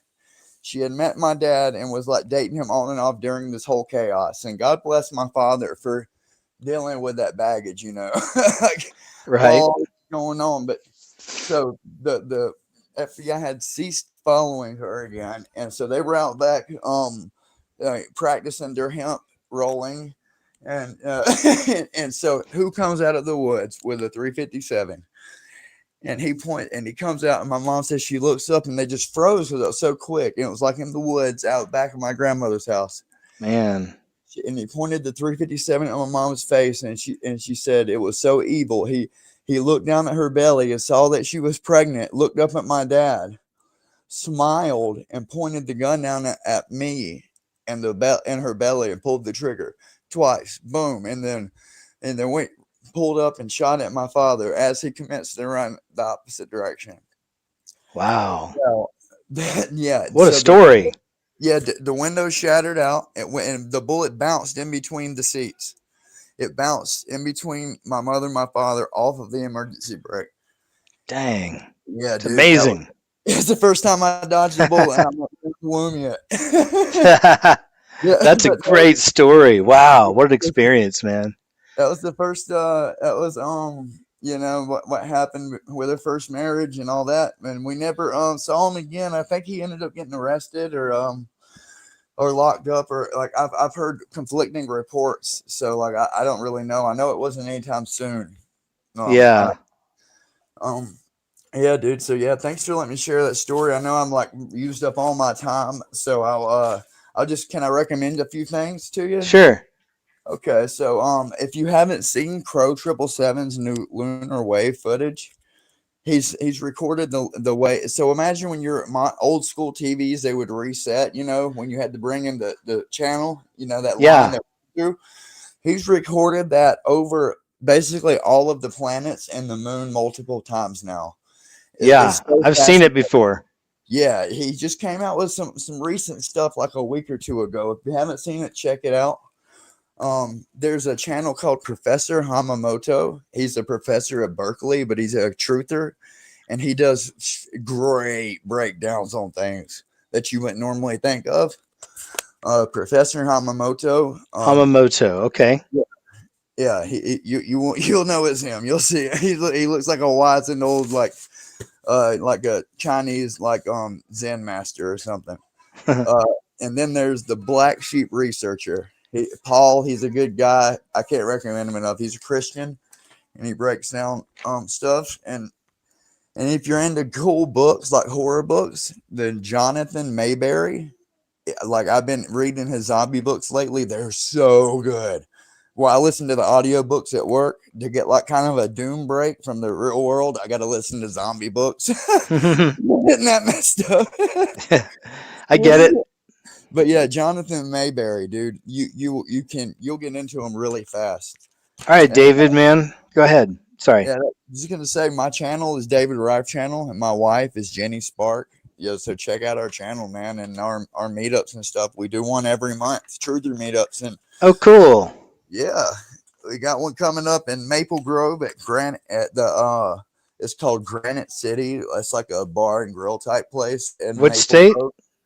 Maple Grove, Minnesota. Minnesota, okay. Yeah, Saturday from 6 to 9 in Maple Grove. Everybody's welcome. It's free to come join us. We usually have between 15 to 25 people. Yeah, cool. The different truthers stop by, and even some anti-truthers to debate us sometimes. Here we go. Well, thanks for sharing that, David. Great story, and yeah, we'll look into the community too. Thank you so much. I appreciate you. Nice chatting.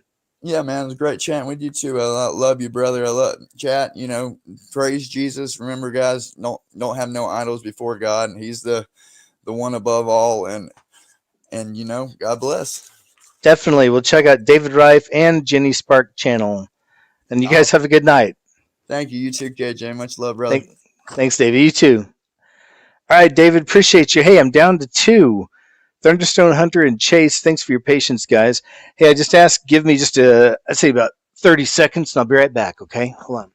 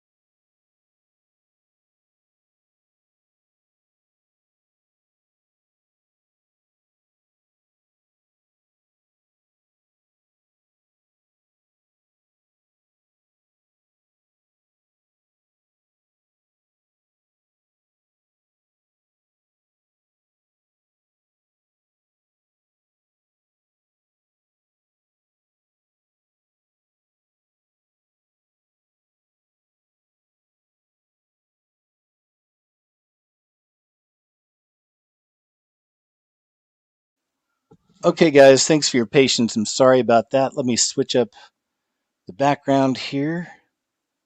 Let's do this right here. This is pretty fun. And I'll bring on Thunderstone Hunter. How you doing, Thunderstone? Hey, can you hear me?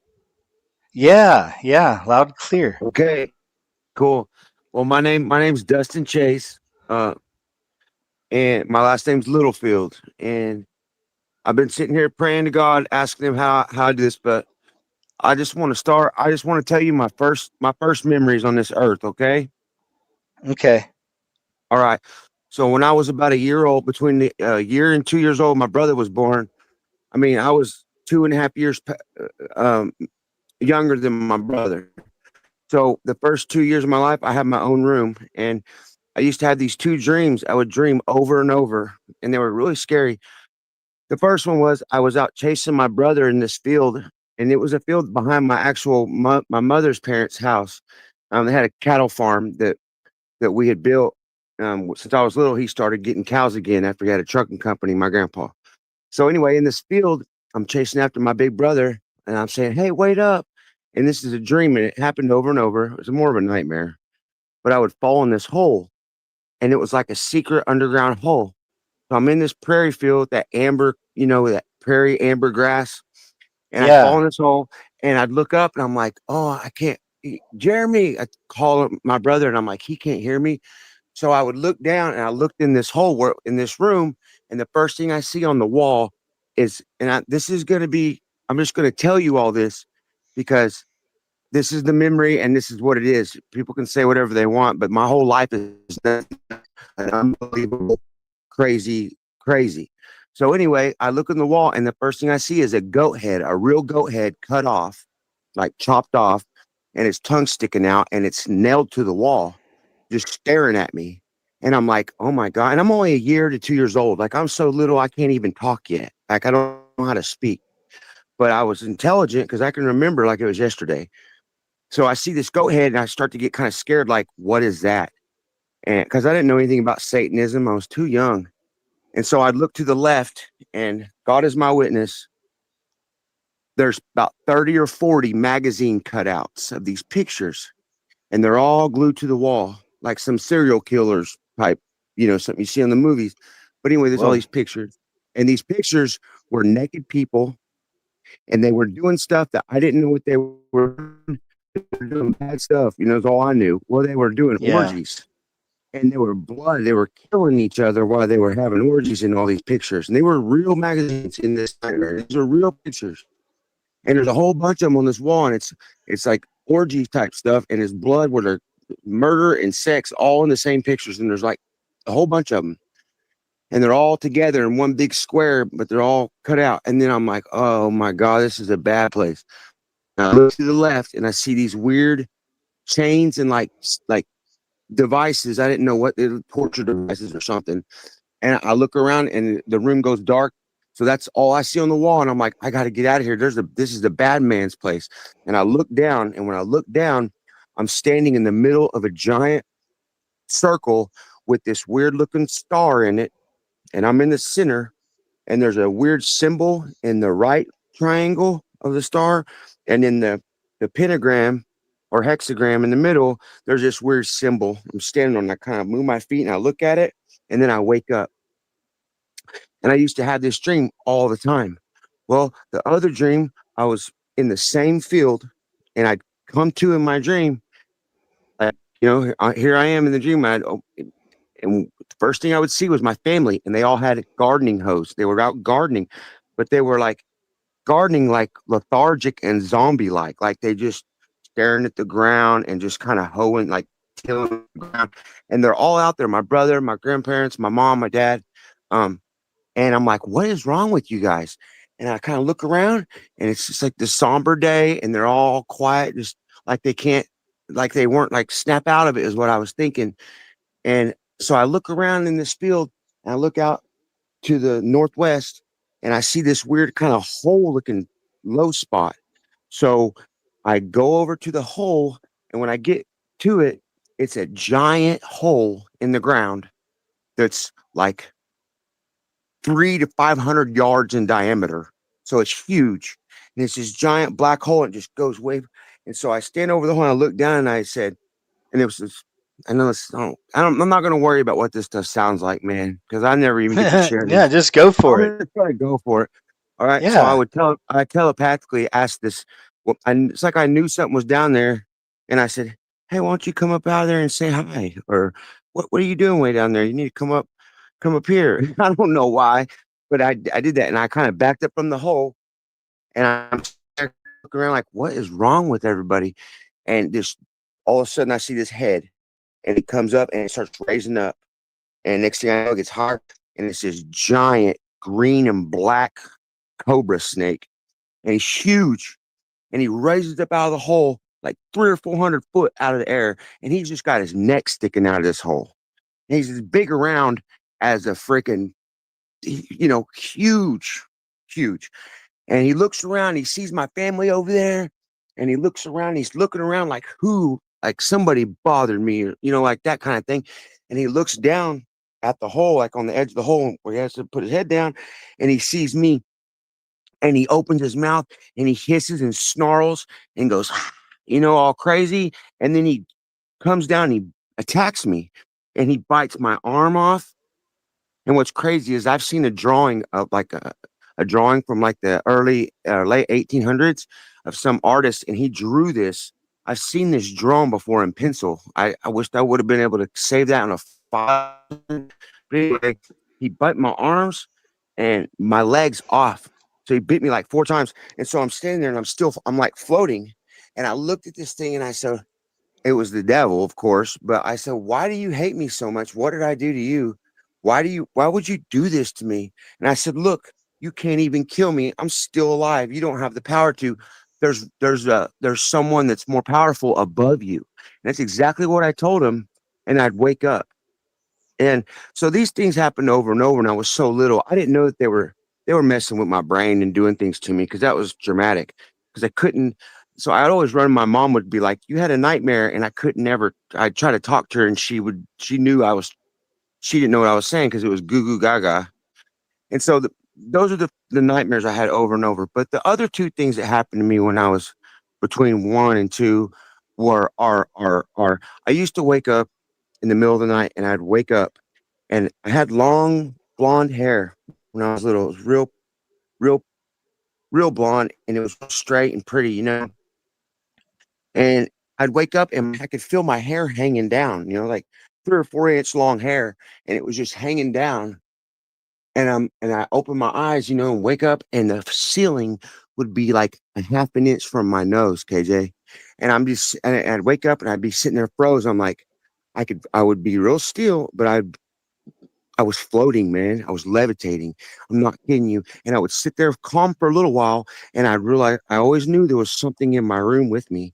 And I would sit there for a little bit, and I would let it levitate me like that. But I'd get tired of it. I start to get lonely, and this was all planned to damage my brain. It's part of Did this plan. did your did your family raise you in church at all, or did you know about Yeah. Jesus when you were little? Yes, I did, brother. Yes, I did. But now, Um, did you say? Did you ever get to a my, point you just cast these things out, or what? Yeah, yeah. So what I have to do is, after I would let it do its thing, I'd get tired of them, and I'd say, okay, it's time to let me go. I want to go see my mama. I want to go see my brother. And my brother was very demonically like possessed when he was little, and he's evil to this day. And I'm talking about like real evil, brother. I'm talking about like Oh, another level. But I found out my great aunt was a high level witch on my dad's side. yeah. So I was listen, wondering if there's like a almost. generational curse thing Yes. here. Oh, brother, I'm about to tell you some stuff that you just going to blow your mind, man. Just, I'm telling you. So I'm starting, my hair standing up everywhere, and I'm starting to shake all over right now. So, um, I would wake and I'd have to tell this thing to let me go, and he wouldn't. So I'd always have to get real mad at him, and then I'd have to try to punch and kick at him and break this spell bond where he would hold me and levitate me in my room at night. And when I go to attack him and I get pissed, I think it was God's way of preparing me for what was to come, because that's how it's been for me. I have to go after him for him to leave me alone, bro. I have a whole different kind of walk than most people. I mean, it's the same, but it's just very extreme. and there's reasons why, and there's money behind it, and there's assets, and there's generational stuff, and there's the souls involved. All that stuff is involved. But regardless, when I'd go to kick and punch at him, he'd have to let me go, and I would fall, boom, and I'd be right on my mattress and bounce, and I would always run and find my mama and grab her and be trying to climb up her. Well, there's this that would happen over and over. The nightmares happen over and over, but there's one thing that only happened one time, and I went in my room. I remember my mom said, "Good night, Chase. I love you," and I remember sitting on my bed, and I was sitting there like Indian style. And I was meditating. I remember I just kind of was like had this calm moment where I just relaxed. And at that exact time, the same entity that would levitate me, he came up to my ear and goes, and he would never let me look at him. I always try to see him, and he'd always be in the corners where I couldn't like look. When I would levitate, I couldn't turn my head. When I went to turn my head and kick at him, he'd have to let me go. But I'd just sit there for a little while, and I'd feel my head hanging, and I'd look at the ceiling, and it was right in. I mean, I was levitating for real. But anyway, this thing come up to my ear and goes, at the exact moment I started to meditate and calm down, it goes, "Hey, do you want to fly?" And I was a little bitty baby kid, little boy, I mean, I thought, yeah, that's the first thing I thought was like, how cool would that be? And at that exact moment, this thing somehow, and it was all a magic trick. It was like he was able to like make me feel like he was taking me, but this was a different thing. But anyways, like he took my soul, like it felt like my body, but it was like I left my body and immediately just jerked me out of that house through the roof, out above the clouds into space, like in the freaking snap of a finger. We're in off the earth and going out away from the earth. And I'm flying, and this thing's so fast, and it's behind me, and it's like guiding me, like pushing me. And I feel like I'm trying to get my arms out. But after a little while, I'm like, we're getting way too far away from my mama. Like we're getting too far away from my mom. And that's because my mom was the one that was always there for my dad was on drugs and had this bad deal. But anyway, after a long time, I started saying, "Hey," because I was so kind and loving, and I still am. But then I was really kind, like very. And I said, "Hey, can you, there's that was fun, but can you take me back home?" And it wouldn't say nothing, and it just kept going further, further. And I started looking ahead, like, where am I going? And there's no lights, there's nothing but blackness. And so, what do? I said, "Hey, it's time to go. I'm getting scared." And I got more scared and more scared. And you would not say nothing. And after a while, I realized I don't feel no wind. I'm not able to move. Like he's just pushing me away, way out in the middle of blackness. And so, and I know it's metaphorically, spiritually equivalent to what we go through and some of the path that we literally could take into that blackness, like on different levels. But this is also a psychological thing to damage. This is what they do to these kids and stuff, man. This is what they do to Mm-hmm. them.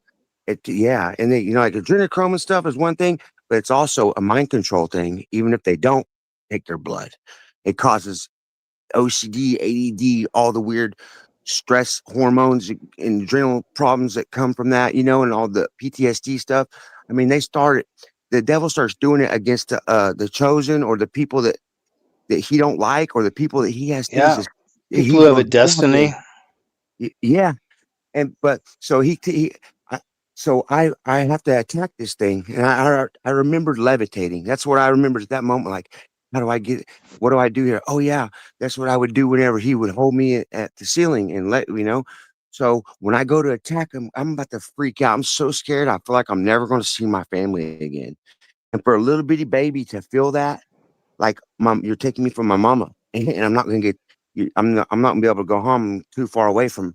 I'm not even on the earth, man. I'm way out in the middle of nowhere." About that time, I'm about to just lose my mind and just flip out physically. He comes up to my ear and goes, this is eternity, and this is where you're gonna go someday when you die." And man, I came back into my bed at that exact moment. He said that, and you the the way I flipped myself off that bed into that door and opened that door and went running into my mama, I remember she was doing some kind of aerobics, like 1980s style Russell Simmons aerobics. And I wanted to start laughing. I remember how little I was, but it was so like cute seeing my mom in there hiding, doing that at night, trying to exercise. I remember that. Bless her heart. And I remember her turning and looking at me, and I remember her eyes being kind of wild because I don't think I'd ever ran before. I don't think she'd ever seen me run. But I remember I was just trying to get to her, and so she grabbed me up, and she goes, "Oh my God, you okay?" And I pushed myself off of her, and I said, what is this place this thing took me to called forever, and this blackness, and he wouldn't let me come home, and I was freaking out trying to ask all these questions about it. And I remember her grabbing me and holding me out her head, and she goes, "You're trying to talk to me." I was trying everything to ask her and tell her what just happened to me. And she, "Oh my God, you just having a nightmare?" And held me tight. And that was my first 4 memories on this earth. And the things Dang, that's conspired. intense. Yeah, it was. And the things that's conspired since then, are phenomenal. Like, I don't even know how to begin some of these things, but let's just say like I could just skip. Like, I've been put on a terrorist list. I've been sent to prison for 4.5 years for a misdemeanor. I got ran over by a drunk, peeled out guy that drove off after he ran over Oh, me while I was out jogging, and they revoked me for the misdemeanor, actual physical control, sleeping in my truck, supposedly intoxicated. They revoked me to 6 years in prison. And I was in a wheelchair that Monday and was at the courthouse going, "I can't do my community service today because I got ran over on Saturday. Let's call the police and do the police report." And it was all legit. And she still revoked me. And the community service lady's like, I'm sorry, Chase. I had never seen nobody do nothing like this.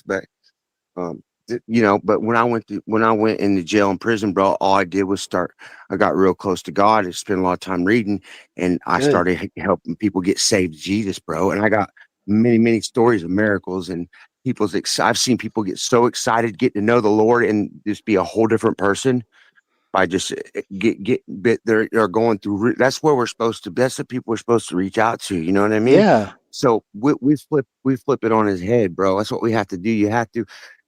Devil's gonna put the best of us in the worst places, and that's whenever you really got to get down nitty gritty. But like when I went to the halfway house, bro, like I don't know how much I can tell right here because some of this stuff is probably going to end up being on the news or going to be some. I'm talking about some real crazy stuff is going on and it's happening. I don't know what I should say, but Yeah, it's okay. I mean, we're talking. I had a $500,000 house stolen from me. I had 5 towed off. 2 of them I was parked. And it was while my brother killed my grandma, and, and they wouldn't investigate. I'm writing affidavits saying, my brother went and pushed my grandma over and broke her hip. She died the next day. And the trust attorney he ran the records office, and I'm written in to get the house and to get a quarter or half of all assets. And this guy's Yeah. refused to give me a copy of the trust, sends cops to the house and kicks me out of my own house. One of the cops is crying while he's trying to hand me my bags. He's crying. Like, Hmm. I'm like, yeah, and just on the street, you know what I mean? Like, take my vehicles, roll up, tow them. I go write affidavits to the sheriff's office. They won't investigate, do nothing.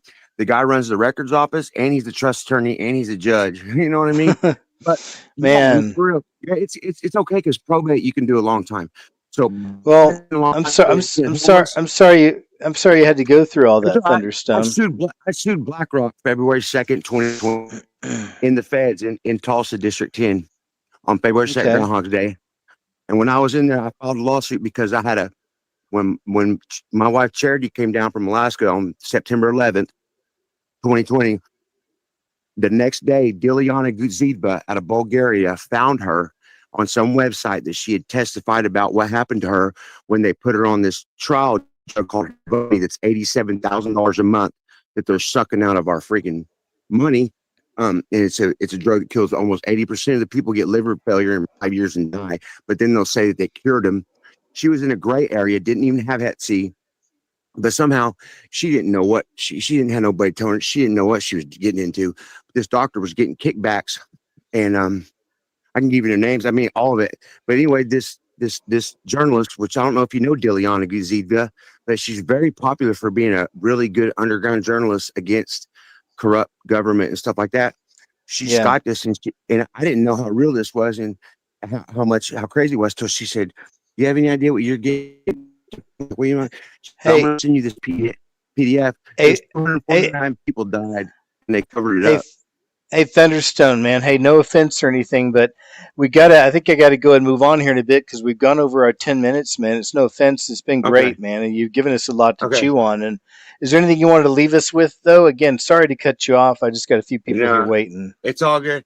It's Littlefield versus Gilead Sciences, February 2nd, 2020, in the feds, and I found a Okay. targeting case. So, all All right. right, man. Well, thanks for sharing everything, and we'll pray for you. All right. Okay. And nice chatting with you. All right. Have a good one.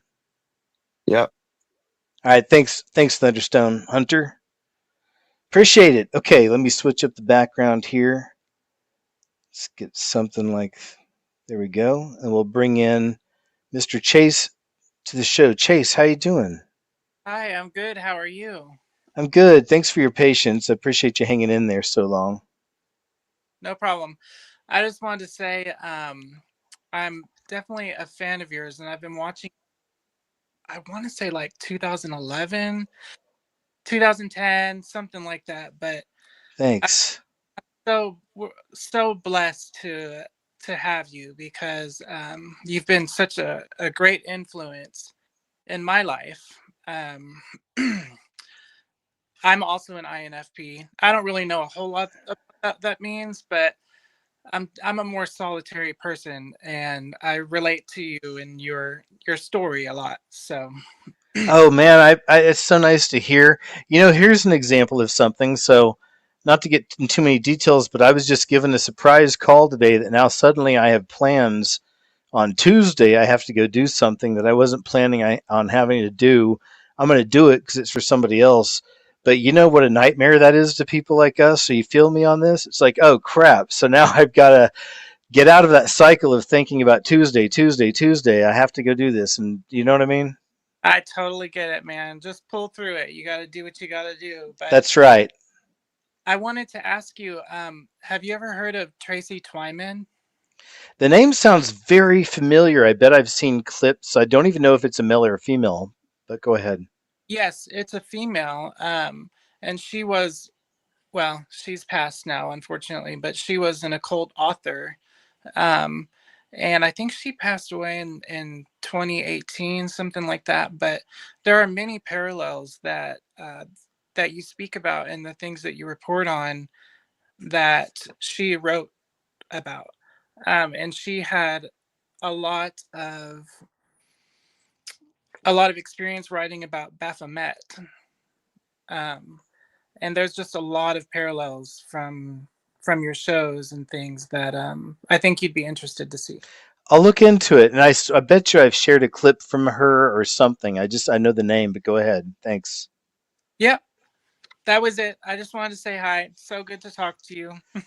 No way, really, Chase? That's it? Oh goodness. I Well, mean, I don't know. I guess I came in late, and so I'm not prepared. But that's okay. And also, I get it. I do. So I actually appreciate you sharing. You're an INFP, and we mm, are kind of a rare breed. We don't really get to meet each other a lot. yeah, I know. I don't. I can't. Well, I don't really know anybody else that shares their classifications. I don't know the exact name of how you classify people like this. What is it called again?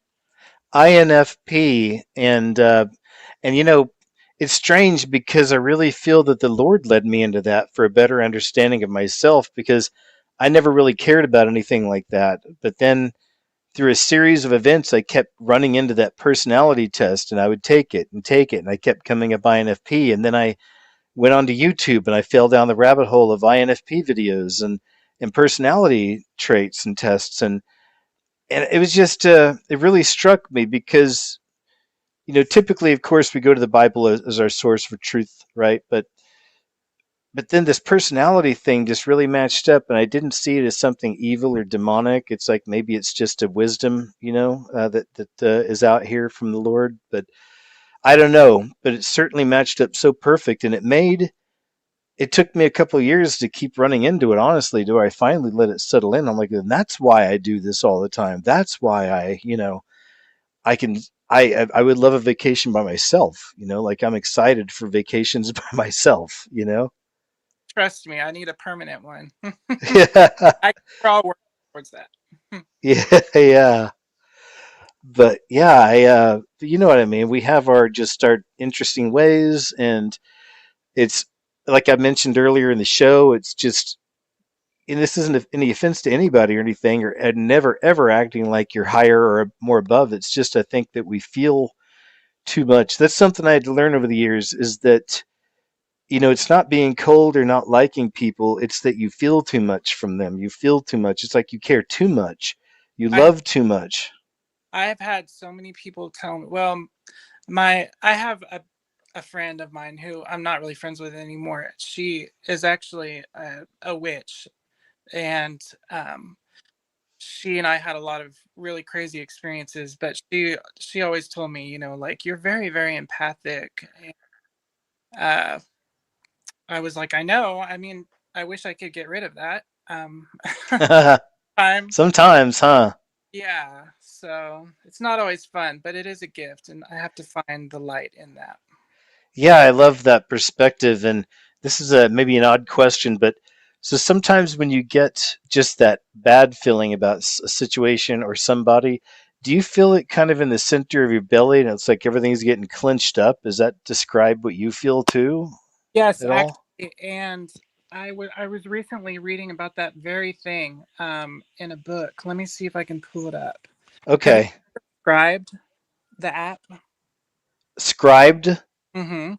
No, I haven't, but I'll look You into it. check it out. You would personally love it because it's all kinds of documents Okay, cool. everywhere, and people adapt the documents into books. But let me see. I was reading this book. And even for the audience listening while he's looking, some of you can relate to that, if you're very highly empathic, and don't feel bad if you're not. I never want to ever look at this as it's a thing like a classification, like one's better than the other. Just people are different. Some people, I think it's a gift from the Holy Spirit, and sometimes it's just super intense with some people, and some of y'all know what I mean. It's like I trust my feeling as I've gotten older more than I do my intellect a lot of the time. My first feeling on a situation or something. Yes. Okay. So the author's name is Henry Enrix, Enrix. And Okay. I'm not seeing the actual title, but it's something along the lines of like the secret history of the biblical earth or something. Cool. And it speaks about feeling things in your gut as the center of your consciousness. And when you said gut, I totally Oh, relate that's to great. literally the center of my consciousness, whether I like it or not. Man, that's so great. Thanks for sharing that. That definitely makes sense. Yeah, it's a real thing. I appreciate you again once that we can talk about this stuff with each other, because as you know, it's hard to find anybody just in real life where you can sit down and because if I know you understand this, it's I just zero fakeness. I don't want any fakeness, no deception, nothing. Let's just purely communicate here with each other. You know what I mean? And don't let me pick up anything because I will. You know what I mean? No, absolutely. I totally relate to that. One of my biggest fears in life is that I'm losing my authenticity because I get jaded, and I hate it. I just hate the idea of that. Gosh, that's so perfect. That's a great way to put it. The authenticity. It means so much. Gosh, it means so much. It's almost everything. You want to be real, and we live in a world where so many people are like truly programmed and messed up. But at the same time, as well as I do, you don't lose the love for the people. You always love the people and you want to do something and help, and you just don't know what you can do. Right. Yeah. I guess on that note, but anything else, Chase? No, that was it. I just wanted to say you're awesome. Yeah, hey, you too. What a pleasure. It's been nice chatting with you, man. Much love to you, my friend, and let's do it again sometime, okay? Okay. All All right. right. Have a good night. Bye bye. Thanks, Chase. And last up, I've got Richard from Australia. Old OG friend here. Richard from Australia. We'll bring some color in here. Mix it up a bit and bring in Richard from Australia. How you doing, man? KJ. Hi. Good to hear from you. You too, brother. Thanks. So, how's everything going out there? Did you get your digital ID yet? I think I might have got backdoored by trying to get some silver, but I don't know. Oh, really? Yeah, we were Yeah. talking about silver earlier. That's pretty interesting. So you're actually into that? I've just got a little bit. Yeah, that's cool. I invest in a few things as well. I actually have some Bitcoin. People. It's a very controversial thing, I guess, but I mean, we know that the system's going to go that way either way. Unfortunately, they are going to get rid of cash. That's part of the final system, so it has to all go digital. So there's other things in that realm I've been watching also. And because who knows? You know what I mean? If it really hits, it's going to hit big. You know what I mean? But I'm with you on that. I haven't done silver, but it seems like it would have been a wise investment and still is because it's been really doing well. Did you see that story that I think it's Costco here in America? They're only limiting their buyers or the people, the customers, to one silver bar per person, I guess now. So they were selling out. I heard you mention it before, but I need to tell you something. Okay. So I wouldn't have got on. I've just been listening all day, but I just felt prompted to click the link. Cool. I had a bit of an experience the other day with the Lord, and I don't know if you remember, but I told you my testimony ages ago about the bird that landed on my head and how I was just like weeping uncontrollably and all that sort of thing. Yeah. Well, not a bird, but God touched my heart the other day in exactly the same way. Well, I don't know why I felt prompted to tell this, but maybe it's for someone that's still struggling with things like I am. So, chat, please pray for me again, like I asked last time, which was a couple of years ago, just with the drinking and the smoking. I really want to get rid of that. But I just want to say that I was just sitting here out the front and I was just listening to some music. And yes, I'd had a few beers, but my heart, it felt like God just came in and grabbed my heart. And I just started weeping so bad. Sorry if I start weeping again, but no, man, go for it. I just started weeping so hard, exactly like the first time that he came to me. And in my spirit, he said to me, he said, twice I have come to you, Richard, and yet you still doubt. And I just broke down in tears so bad. Oh man. And I just wanted to tell you that because I think, there's a lot of people that are struggling with things at the moment, including myself. But God can come and touch your heart at any moment. I wasn't praying, I wasn't doing anything, I was just listening to music and I was about to go to bed. But he just came in and grabbed me. So hopefully that's for someone that's struggling at the moment. And that's all I got to say, man. So thank you for the opportunity. Oh, I'm so glad you shared that testimony, Richard. A man, a few words, I understand. And love you, brother, as you know. Always good to talk to you. And thanks again for sharing. It was beautiful. Thank you, brother. I'll see you next time. Definitely. Have a good night. We'll see you soon. Take care. See ya. All right. See ya. Thanks, Richard, for sharing. I know that's not easy all the time. And man, I love hearing that because I know you'd had your struggles. And we all have our struggles.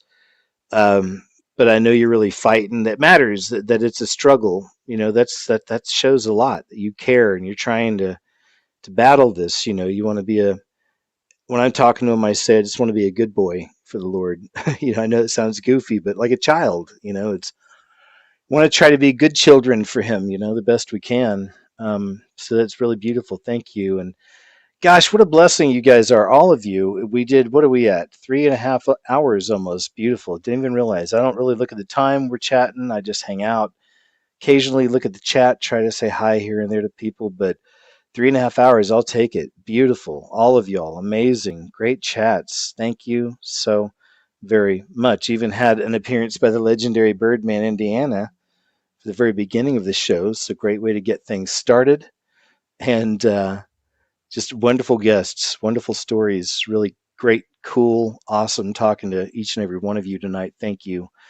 Thanks for your kind donations also. Sorry I sometimes miss some of these over here, but thank you very much. Appreciate the support. Appreciate all the support. Members on YouTube, thank you so much. Rumble Wells, P.O. Box people, always follow and subscribe, Star. Those that do, thank you so much. That's the best place to follow. So thank you. Thank you, Tamara, for being here throughout the whole show, of course. Appreciate you, my friend. And let me say a quick prayer for us, too. Heavenly Father, first off, I just really have to thank you so very much for all these wonderful people, for each of my guests, my friends, the family, people that showed up tonight we were able to chat with. Just thank you so, so very much, each and every one. Wonderful people. Some need prayers, and many of us are praying, of course, for them. Please take care of them, help them with whatever they need. And thank you so much for that. Thanks again just for these platforms. Thanks for this wonderful group of people here, this family, this community we have around here. Always keeping you at the center, always keeping you in mind, Father. Thank you so much for all you do for us, for everything you provide for us in this life. And thank you for your guidance and your wisdom in these days. And I always pray any of these shows can be some kind of encouragement to somebody to accept that free gift of salvation, Father. So if anybody's listening is on the fence, I pray that you make a move however you choose in their life and help them to know how true and real you are and that they accept you. So thank you, Father. I also pray we're all found worthy to escape the horrible things coming upon this earth as we're told to do. And we love you. And in Jesus' name I pray. Amen. Thank you. All right, you guys, thank you so very much. Wonderful hanging out with y'all, chatting tonight. Awesome guests. Appreciate you guys, each and every one. Guys and gals, appreciate you. Don't forget, right here on KJ's What Happened tomorrow, 2 p.m. Central Standard, we have the KJ's What Happened live show. So I'll be covering everything from the past week. Plenty to get into, as always. So please be there. Uncensored show Monday on Mean Green channel on Grumble. 2 p.m. Central Standard under KJ Osborne over there. And then I'll have more stuff posted up for the week later. Please check out my brand new video, fresh out of the oven, hot off the press. Posted it earlier today, hours ago only. If you didn't know, please go click this KJ's What Happened link here and go to my channel. You'll find it. Or BitChute and Grumble, you'll find it under KJOZBORNE. Thanks, April Daly. Thank you, KJ, for your work. God bless everyone. Have a wonderful weekend. Love you all. In Jesus' name. Amen. Thank you. All right, you guys and gals, thank you again. I'll see you here tomorrow at 2 p.m. Central Standard. Thanks again, Tamara, of course. And just love you guys, man. You're amazing. Have a good evening, and I'll talk to you later. Thank you.